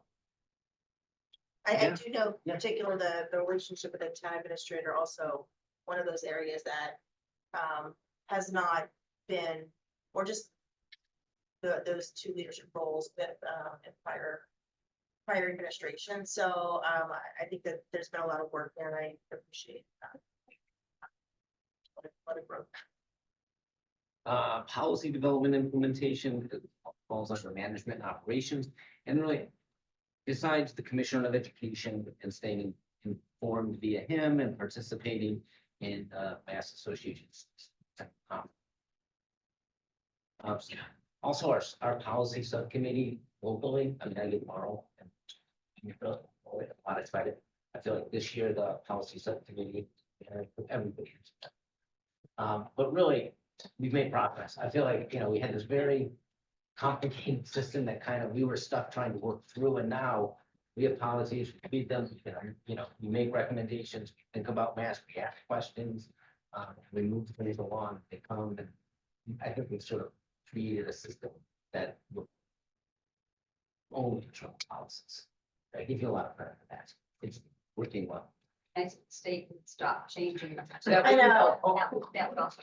I totally I agree. think that will be the couple moving forward, right, to adjust that. Right. Yeah, we'll be in a better place. Curriculum instruction ties to the instructional leadership standard. That is just all over what we do from walkthroughs. We do instructional walkthroughs and small teams, and then come back to discuss with the leadership team. And I would think monthly or every 6-8 weeks. And that's really helpful. I think it's helpful for me. I think it's helpful for the administrators, because if you're an administrator having been one, you're in your building. For whether it's the Fowler or the Green Meadow, but it's nice to be able to get to the Green Meadow, just for say, the Green Meadow principal, to be able to get into the Fowler and say, hey, this is what my kids have to do. and see that vertical alignment. And likewise, to see the high school to come down to the power and say, okay, this is what the kids are doing, it's great. And this is, looking backwards at the vertical alignment. Helps us set clear goals. Working with Chuck as the director for Illinois, working on these plans and working on curriculum to make sure our teachers have curriculum, because several years ago, that was one of the issues. We didn't really have solid curriculum. We had really solid teachers creating curriculum and then implementing that. But now we're able to provide them resources, which then they can use their expertise of the teacher to implement. So it's a good thing. Advocacy and communication connects to professional culture. And again, that's staying in touch with the Commission of Education and does the Mass Association of School Superintendents, the Mass Conference, crisis management ties to management operations. We've done some things this year, kind of exciting, a table talk exercise with a facilitator from MEMA, with the Maynard Fire Department, Maynard Police Department, our own safety committee, which is a really robust committee.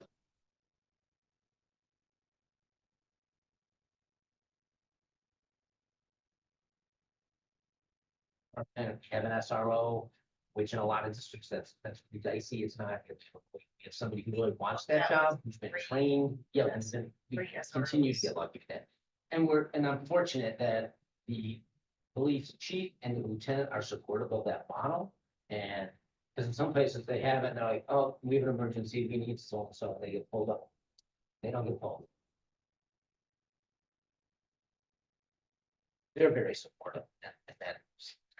Just on the Yeah. crisis management, Yeah. aspect, and I know this is necessarily your goal, but, thinking about SRO, at some point, I know that there's been change in, like some of the responsibilities that shift to administrators that are no longer, I guess,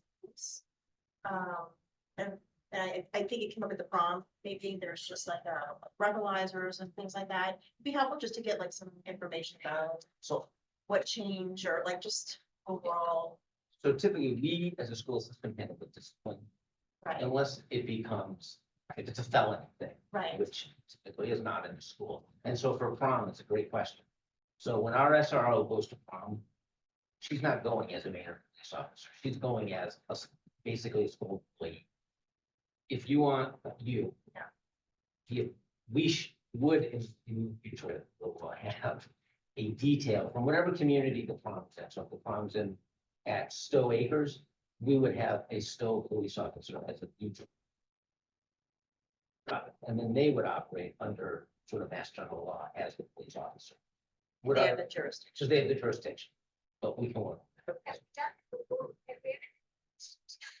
I think we Yes. often have, and usually so my experience as a principal was the venue, that was always a requirement, it's part of the package. We've had venues where it's a requirement. Right, and they would. like, It's make- easier if it's that, then you don't have to think about it. We'll have one in the future. So that's just Sometimes there's like another thing. fire, there's a fire marshal or something. So that's kind of high level connecting to the superintendent rubric, different standards, and I read one or two examples on there. And then quite frankly, in the Google Drive, which I know you renamed and whatnot, but I think everybody can find it. Lots of the examples of communications, of communications for weekly s'mores to families, to superintendent updates to you. The superintendent's checklist is in there. So there's a lot of data. There's just a lot of evidence, if you will, for you to refer back to. And then the specific goals, again, the standards on listed. So like I'm just using superintendent goal 1 is the standard would be instructional leadership, and the indicator, curriculum indicator. On that chart, so you guys can follow the same thing when we get to the rubric. And then it has the benchmarks and what we agreed early on this year, and the dates, and if it's been done or not. And most of them have been done. I think there's one that did not get done, which I'll highlight to you. Then there's measuring impact, and a lot of this I won't go over because I've heard a lot about this app update right already. So that's not going to. That first goal. There's a lot about the math curriculum in here. Really, it's a paraphrase of what Mr. Karen Janice told you tonight. So I don't know we're going to go into quite so much detail for it, but I kind of feel I knew we were going to go into that much detail. Goal 2 has to do, and it's funny, I literally I think it was the last school committee meeting, gave you the update on the Ready professional development. Again, that ties to professional culture and the cultural proficiency indicator specifically. So like one of the things that I would say is not done yet, would be analyzing all the data, because we literally saw the raw data tonight, parent survey, which is exciting. But because it's not, I'm pointing at the screen, I don't know why, because it's not in graph form.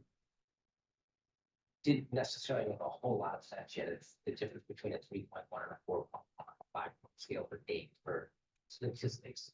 But in a few weeks, it becomes part of that dashboard of that. People like me can understand it a little bit better. And I think you will too, and I think it'll actually be exciting this year. I think it's gonna be really exciting year 2 and year 3 when there's trends to be made and longitudinal data. And we're one of the few schools, I'm just say that really worked hard to come up with a valid and reliable survey for parents. There's a couple other that they worked with, and he said it's easy to put a survey out, like anybody can survey out to parents. This is a good quality survey that's been vetted. The data's good. Our return rate, we have 350, roughly 349 completed surveys, which for us is, that's really strong. We're not a big district. And it wasn't an easy survey. They had to think about it. It was probably the hardest. And we tried to make it direct and as short as possible, but it was still a thought-provoking survey that took 20-30 minutes if they took their time, and they did. So we were very happy with the results. And we would expect them to increase as time goes on. Talk about next steps and goals. I do it on that rabbit.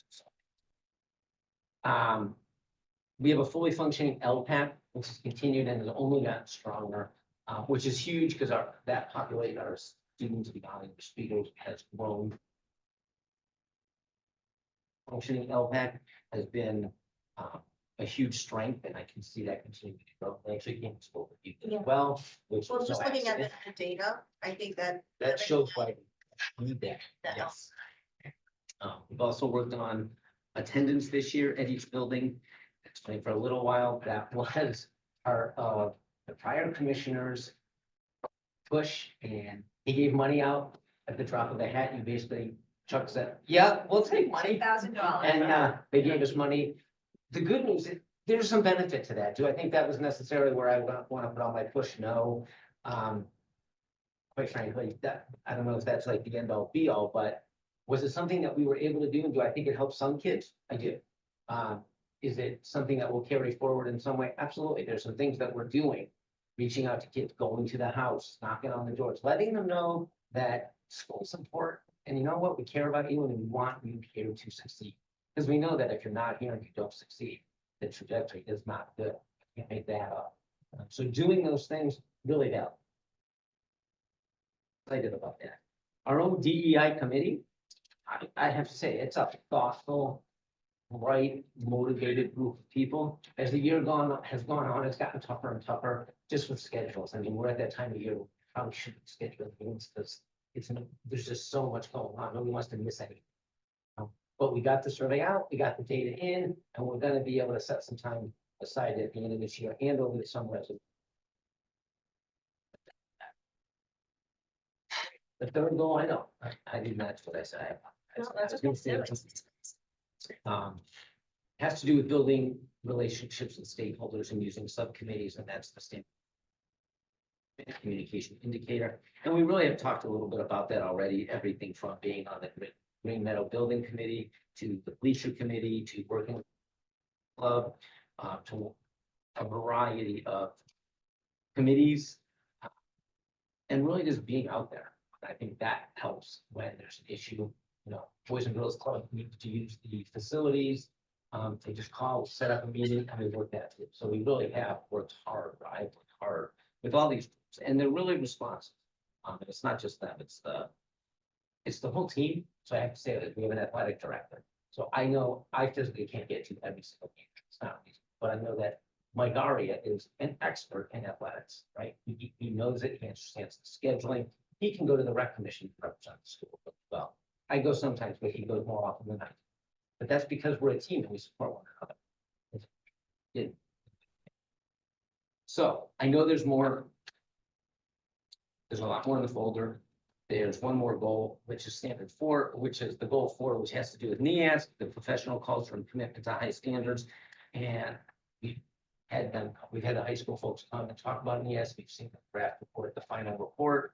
I can't say enough good things about the NEAS report and the whole process. And actually the last paragraph on page 19, which is really a direct line from the visiting team of educators who came and said the time and effort dedicated to the accreditation process, school improvement growth, the summary report, and the preparation. That kind of sums it up. Our team worked hard. You guys worked hard. You made sure you knew what was going on. You made sure the content, the learning, you were prepared for them. The teachers were, the kids were. They did a great job. So there is information in the folder electronically.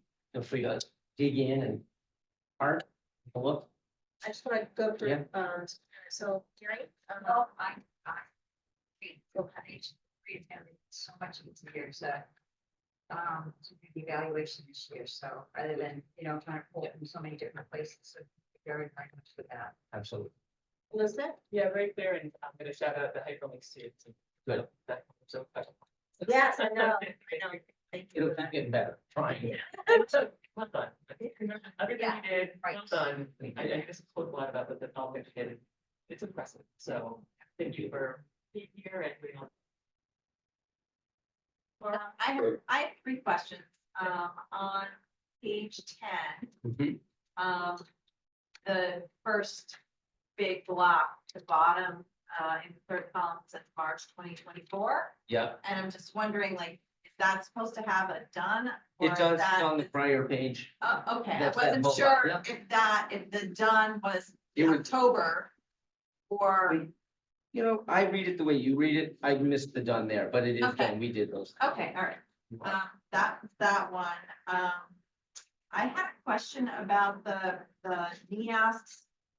Maybe I misread it, but they said something about how the vision of the graduate was basically hadn't changed, like what we were doing for the vision of the graduate was the same as the 21st century, whatever.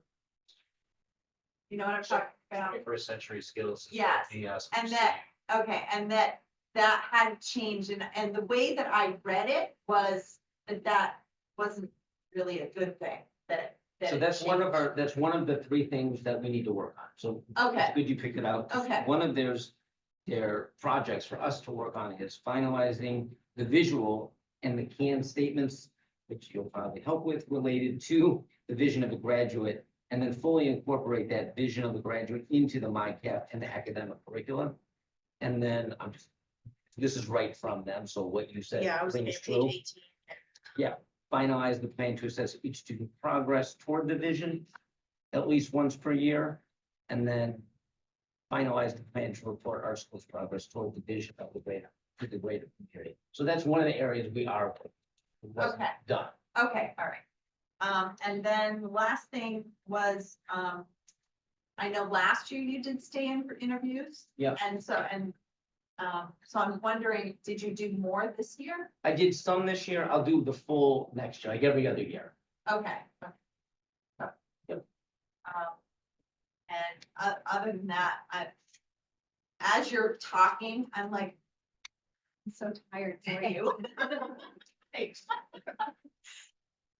You did a lot of stuff this year, so I really appreciate it.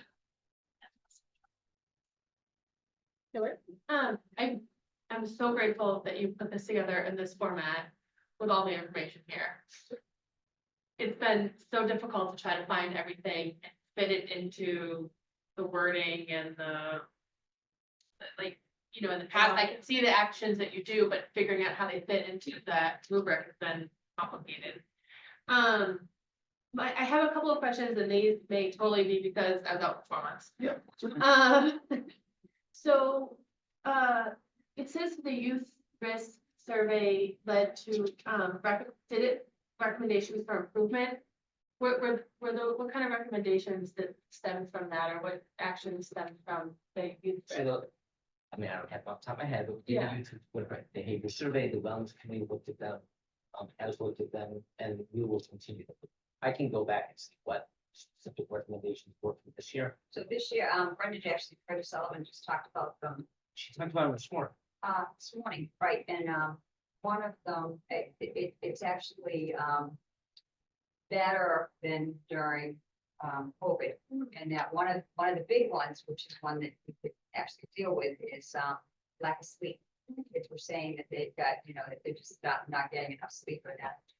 Remember the other ones, but they didn't seem quite as, scary as some of the ones in the past, but yeah, the information will just come out, so we'll go into that. Probably we will say it better in September. Okay. Kind of similarly, so I understand the parent survey, the data is, it's just now available. I read that, feedback from the data equity block in the student surveys from last year. Have there been changes? Was that information, and I think it said that it was integrated into changes. What stemmed from the student survey in the past and from the data equity block in terms of actual changes? So we looked at the data this year, just recently, we now just got 2 years. Compare and we're really, it best came out.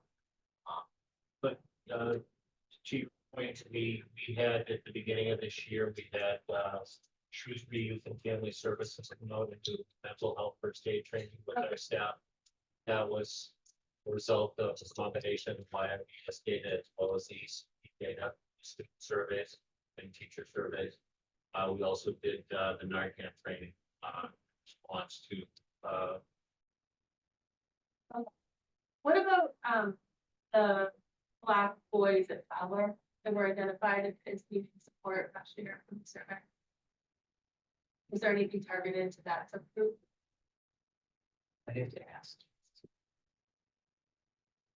Action plan from. Yeah, like Data. when that data identified that area, that group, that, like, was there any follow-up for that?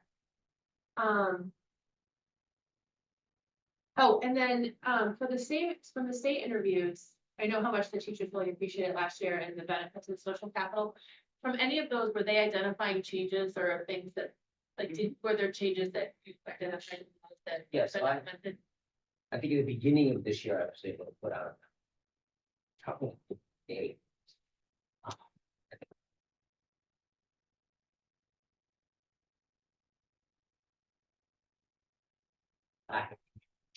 At different buildings, whether it was district or building level, and so that's something that we've obviously worked on both at the building level.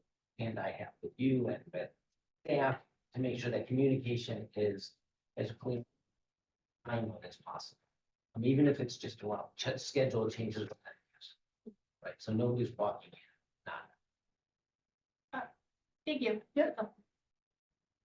I mean, I probably have had the opportunity to speak with you more frequently during our one-on-ones, but for me, that has been an invaluable tool. And I think also just for the school committee, because everyone knows, it's been kind of built into our relationship so we can communicate. I know as much as possible, our goal is always kind of like avoiding surprises, right? That's our mantra that we continue to fall back on, and I think we'll continue to do that, rely on that.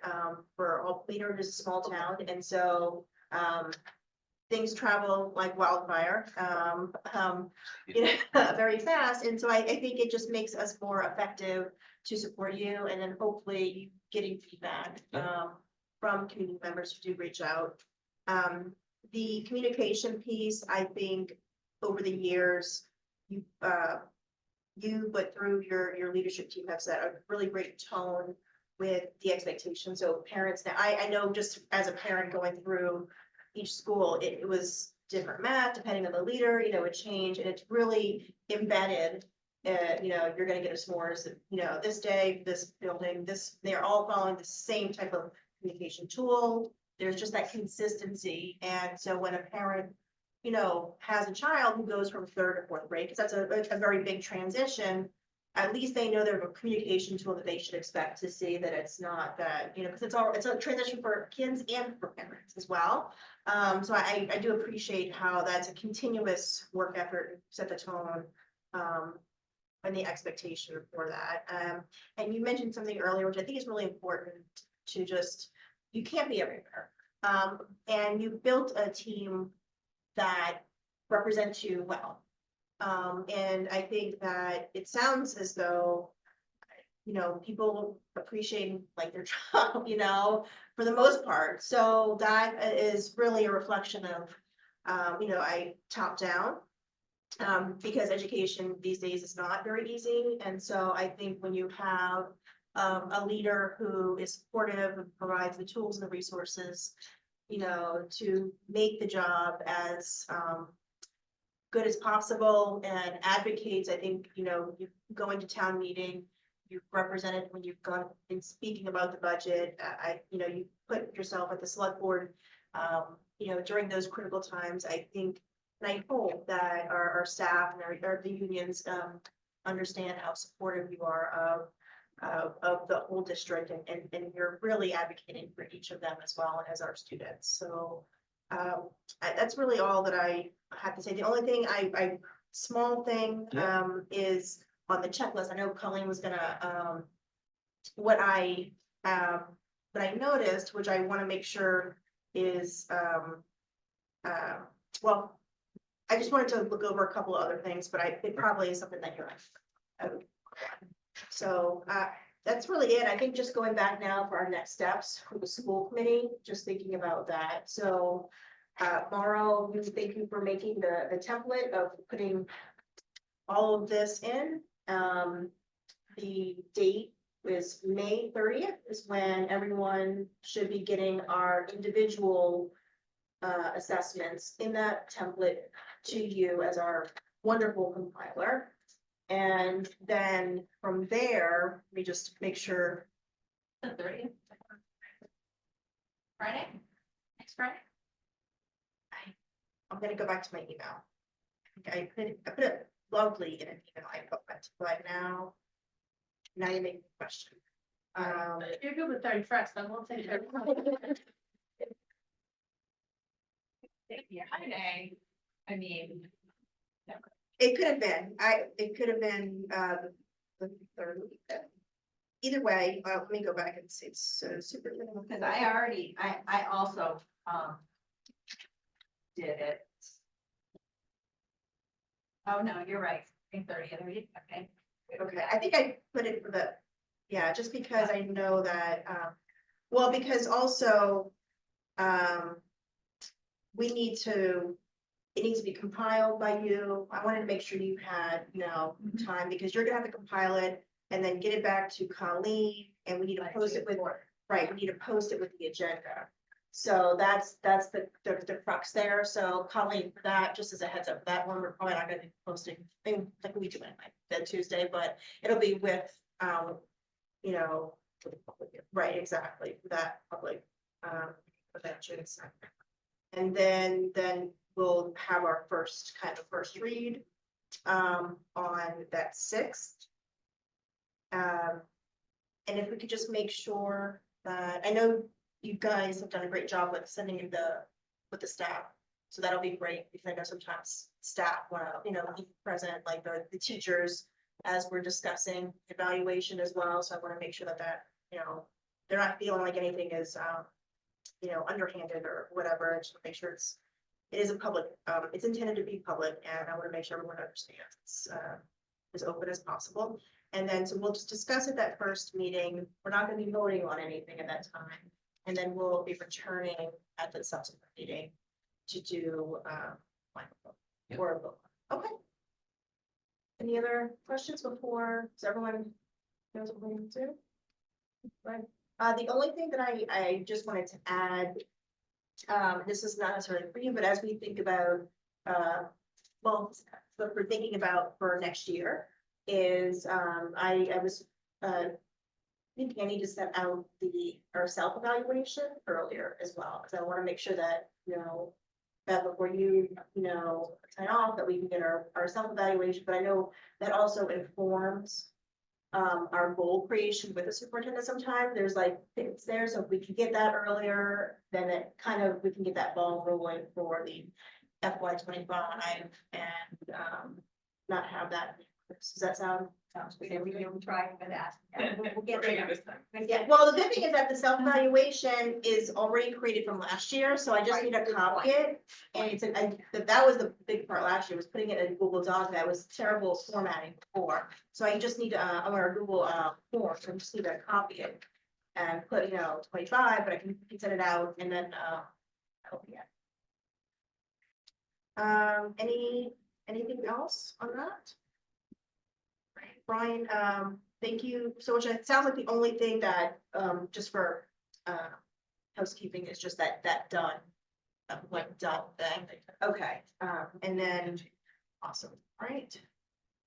Let me go back to.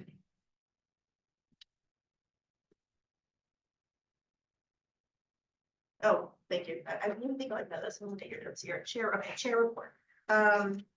I don't have too much except for that we had a very successful town meeting. Thank you, Brian, Wayne, who joined. I think at one point there was and very obvious, the school committee voted against one of the articles, so it would be curious, I don't know, you never got any questions about it? I But have gotten Did you? questions I that, was gonna say, I was surprised nobody got up that night and asked. why. Yeah, we like to. I was getting messages at that moment from actually several seniors saying, did I notice the school committee all voted no? What was going on? And several of them said, why didn't you guys stand up and say and explain so that we would understand? The seniors. Yeah, Oh, so, yeah, we voted, yeah, and it was interesting because none of us actually, like, it was We all. didn't talk to each other. No, yeah, it was just independent, we all voted against and I just will say mine, thought, I don't know if anyone else shares it, but just being the budget, I voted against the article for the stabilization account for a couple of things. I do feel that it's necessary, but I feel that it's approaching how we're funding education. Do you want to specify the aspect? Oh, yes, as the stabilization account for the VOTEC school. I think it's necessary to fund it. I think there needs to be a larger conversation about how we approach education equitably for Maynard students, for VOTEC and Maynard Public. I don't feel that any particular student funding for their education should come at the cost of the other option. And with the stabilization account, it will allow more money to be allocated to ASAPET every year, part of the allocation, and they've already indicated that their assessment is gonna be growing. And Ernie did say that, said we're not getting their out of district funding is like our school choice for them. They're not getting that anymore, and that means that we will have to pay more to ask. So they're going up at a rate of 7-8% of what they're getting. And I look at our trend of percentages going down to like 2.5, so that's a trend that I think as a town, we're failing to recognize on how we should be approaching that. I think it's gonna come to a head next year, which is my worry. Anyway, that was I don't know if everyone else has a similar Yeah. thought. It has got no concern as far as the students going there, that it really. More dollars taken from students here. And we don't have any control. We get a bill and we pay it, and each time this happens, it hurts the kids that choose to stay in Maine public schools. well, the things we could do, if we created our budget that we want and just say this is what we want, and people vote for it. Think of what we could do with that money. They gotta be hiring an athletic trainer, and their families don't have to pay for bus transportation at all, which is wonderful. I would love to be able for our SARS families not to have to pay fees for things. I think that's great. So that was my personal feel. Also, we have a stabilization account that the town does not allocate money to. And so I think that's an issue that we should also a larger conversation. We have all these funds that are, but we're not strategically as a town addressing how we're putting monies for school in a separate stabilization. In any, or whether it be transportation or something, conversations not happening. So, anyway, and that's it, just a successful meeting. Thank you, everybody, for your participation, and I'll put the members' comments, reports. Oh, also, Alexis, I know I mentioned earlier, but just to thank you, congratulations, and thank you for, I know that you're gonna be attending our meetings where you're able to. And so, you know, maybe at some point, I don't know if everyone really knows you. I know we've kind of started to meet with you, but even if you wanted to just share a little bio of yourself, you know, just to help, I think that would really be great for, you know, us to kind of understand the background, for people who just to kind of understand your perspective and coming into school, if you're if you're open to something like that. Sure. Absolutely, great. And then just reach out, I mean, if you have, you know, if there's any questions that come up, that you're hearing things that you want to get more information on, to just kind of bring yourself up to a place where you feel that you're, you know, better informed, please ask. We're all available to direct, and it's, you know, there is a learning curve. That first year is a learning curve, and so whatever we can do to kind of help that transition. Thank you. Good. I just wanted to say the Taste of Maynard was great. We really loved that. Thanks for supporting it. It's our signature event, fundraising event. It went really, really well. So I think that not having it sunny and bright cat actually brought more people out, which was great. I also liked hearing people in town taking art specialties. We've been waiting in line for a while. And there were folks in there buying things that weren't part of Taste of Maynard. And they were saying, what's going on here? And somebody said, well, what happens with the money? And a person started actually explaining all the grants and giving examples. And so I thought that was really cool. And then besides really liking seeing the presentations at the senior project, and I loved seeing the different personalities and how different kids took the same goal and implemented it so differently. This year specifically, knowing more of it at the high school, I realized how many younger kids, like younger than seniors, went to it, and that they were interested and excited to see it. And I thought that was really cool. And also people like the nurses and the coaches that were there interacting with the kids about the academic side of their work. I like that it was sort of the whole child aspect, and encouraging them in different areas, and the younger kids paying attention, and that was really cool. Mark? I agree.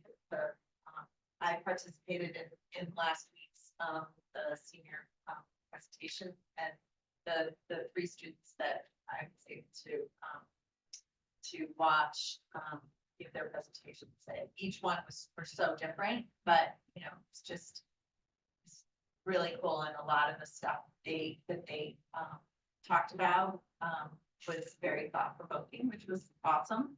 And it was great to see how some of those, you know, I kind of went through all of them, picking up the 3 that I had seen, and you know, figuring out like how it was interesting to see their original, you know, slide deck, and then how they made it into their, you know, trifold school. It's cool how both the students who were really into one topic and did everything related to this one passion, and the kids that were, you know, picking from different areas and was a mishmash, also seemed to gain just as much from it. Yeah, I thought it was just really, really cool. The whole thing was just a lot of fun to be part. So, the only other thing is we had our policy subcommittee meeting last.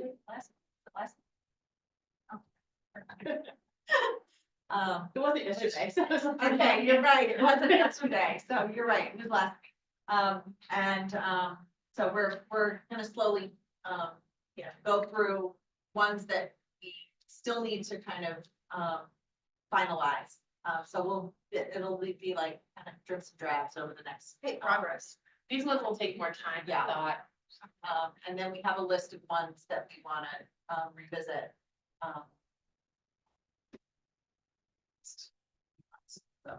Would, as you're doing that, I know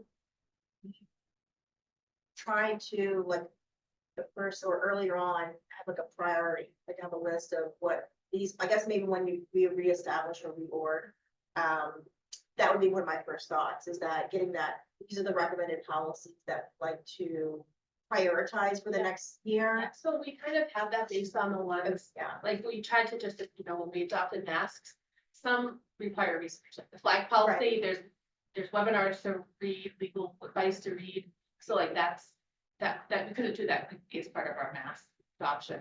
No, I was thinking not for even math, like the ones exactly, like, so outside of, cause I consider that like noise stuff, but ones that you say, okay, these are the ones that we wanna actually take out and we feel that we're gonna clear. I think that would be helpful, cause So then we they have will that take. list, it's in the folder, and it was sort of created as we went through them, when we read it and Okay. thought, okay, that we don't love this, but we'll accept it for now. Right. And even I think there were ones that Mary pointed out, and we said, well, let's just go with mask for now, and I'll add it to the list, so over like last Yeah. month, we've been And we having. have, notes, also on our huge tracker that basically says. I love the you know, tracker.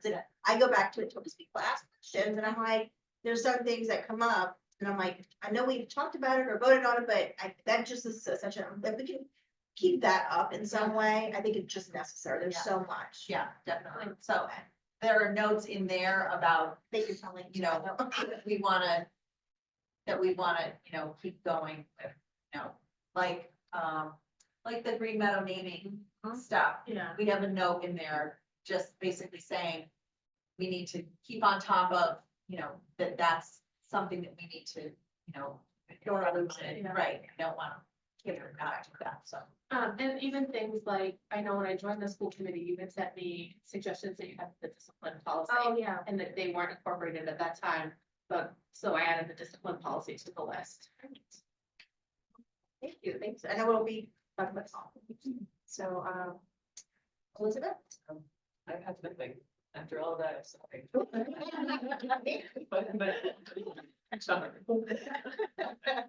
Well, you know what? You have a few more meetings left with us, Yeah. so, I'll work on it. yes. And I'm gonna sort of plagiarize from, Charles. So myself and, Brenda Sullivan and then, from the wellness committee, were invited to, the John Stalker Institute. They had a wellness, conference and we were actually, and not, we were recognized as a wellness, the Massachusetts School Wellness Champion. So that was pretty incredible. It was very, the acting, Destiny commissioner was there. Was there funding associated with this award? Invited, spoke well, and I'm pretty optimistic, but yeah, so, but it was quite a nice event. There were 47 school districts that were recognized. Oh, wow. So, yes, it was quite. That's not quite a accomplishment.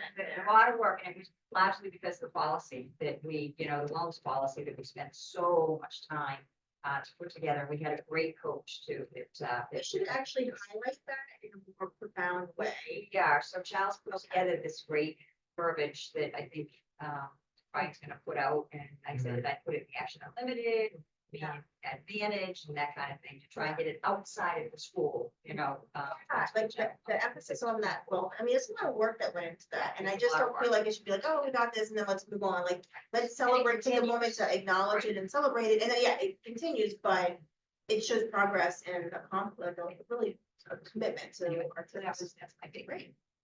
All right, so now we'll go into the consent agenda, and I will first look at the warrant. So without objection, I will move to accept approved warrants 24071 and 24072. All right, so hearing no objections, these warrants have been accepted. And then we are moving on. Mara, I'll give you back the floor for the policy rescind, if that's. Without objection, we're going to rescind, policy 241, 325, 381, 406, 742, IHH dash. We just take, I guess, 406 out just a second. I just wanted to understand that one. Giving. Yeah, I know, it's fine, so. The other ones, I'm good, I was part, it was more just getting an understanding of what was this all about. Maybe it's a question, so maybe we don't. So, Well, you know what, let's take that one out, and then we had the other two, Right, and then we could just that one, Okay. so. that's Uh, fine. We So- had a couple of other ones, I think they were looking, that we're gonna have to have a Right, conversation with. yeah, so, all right. So then how do I do this? Without objection, and then name that. Yeah, so I would just say amend your, Okay. Yeah. Amending that objection, will rescind 241, 325, 381, 742, and IHBH dash. So all approved. those are ours. Approved to rescind. Yes. And then, without objection, for this first read, for E EBCFA. Laurel, excuse me. Did we really go through that? Because what I could find is very outdated. The E EBCFI? Yeah, according to what CDC says. No, there's a new one on Mask's website, which is the one, 2023? yeah. It's outdated already. from Really? The CDC, because it talks about quarantine. I thought it removed that one. I found a version that didn't have, the version I was reading didn't have the quarantine. So maybe we will also. Yeah. Well, Okay. it's a first read. So we'll go. Yeah, yeah, Okay. yeah, so it sounds like, yeah, so we'll bring it back, yeah, okay. Right. Progress, still progress, right? So then we will not do the first read of that, we'll confirm, or is that what we're saying? Okay. Yeah. All right, so now we will go into executive session under MGL Chapter 30A, Section 21A. To conduct strategy session in preparation for negotiations with all non-union personnel, since an open meeting will have a detrimental effect on the bargaining position of the public body and the chairs of players. I said declare, the school committee will return to open session. Entering into executive session, Mary Brennan, yes. Elizabeth Ogata, Yes. Owen, Yes. Hillary Smith, and Natasha Rivera, yes, so. Okay, wonderful. We are now returning to our open session. And I'll go ahead and make a motion to approve the salary increases for our non-union personnel contracts recommended by Superintendent Haas for FY 25. And with the caveat that the superintendent's annual salary increase will instead be decided and determined at a later date relating to his evaluation. Second. Okay, any further discussion on this? Brian, thank you. Wayne, thank you for your work on this and also to our staff.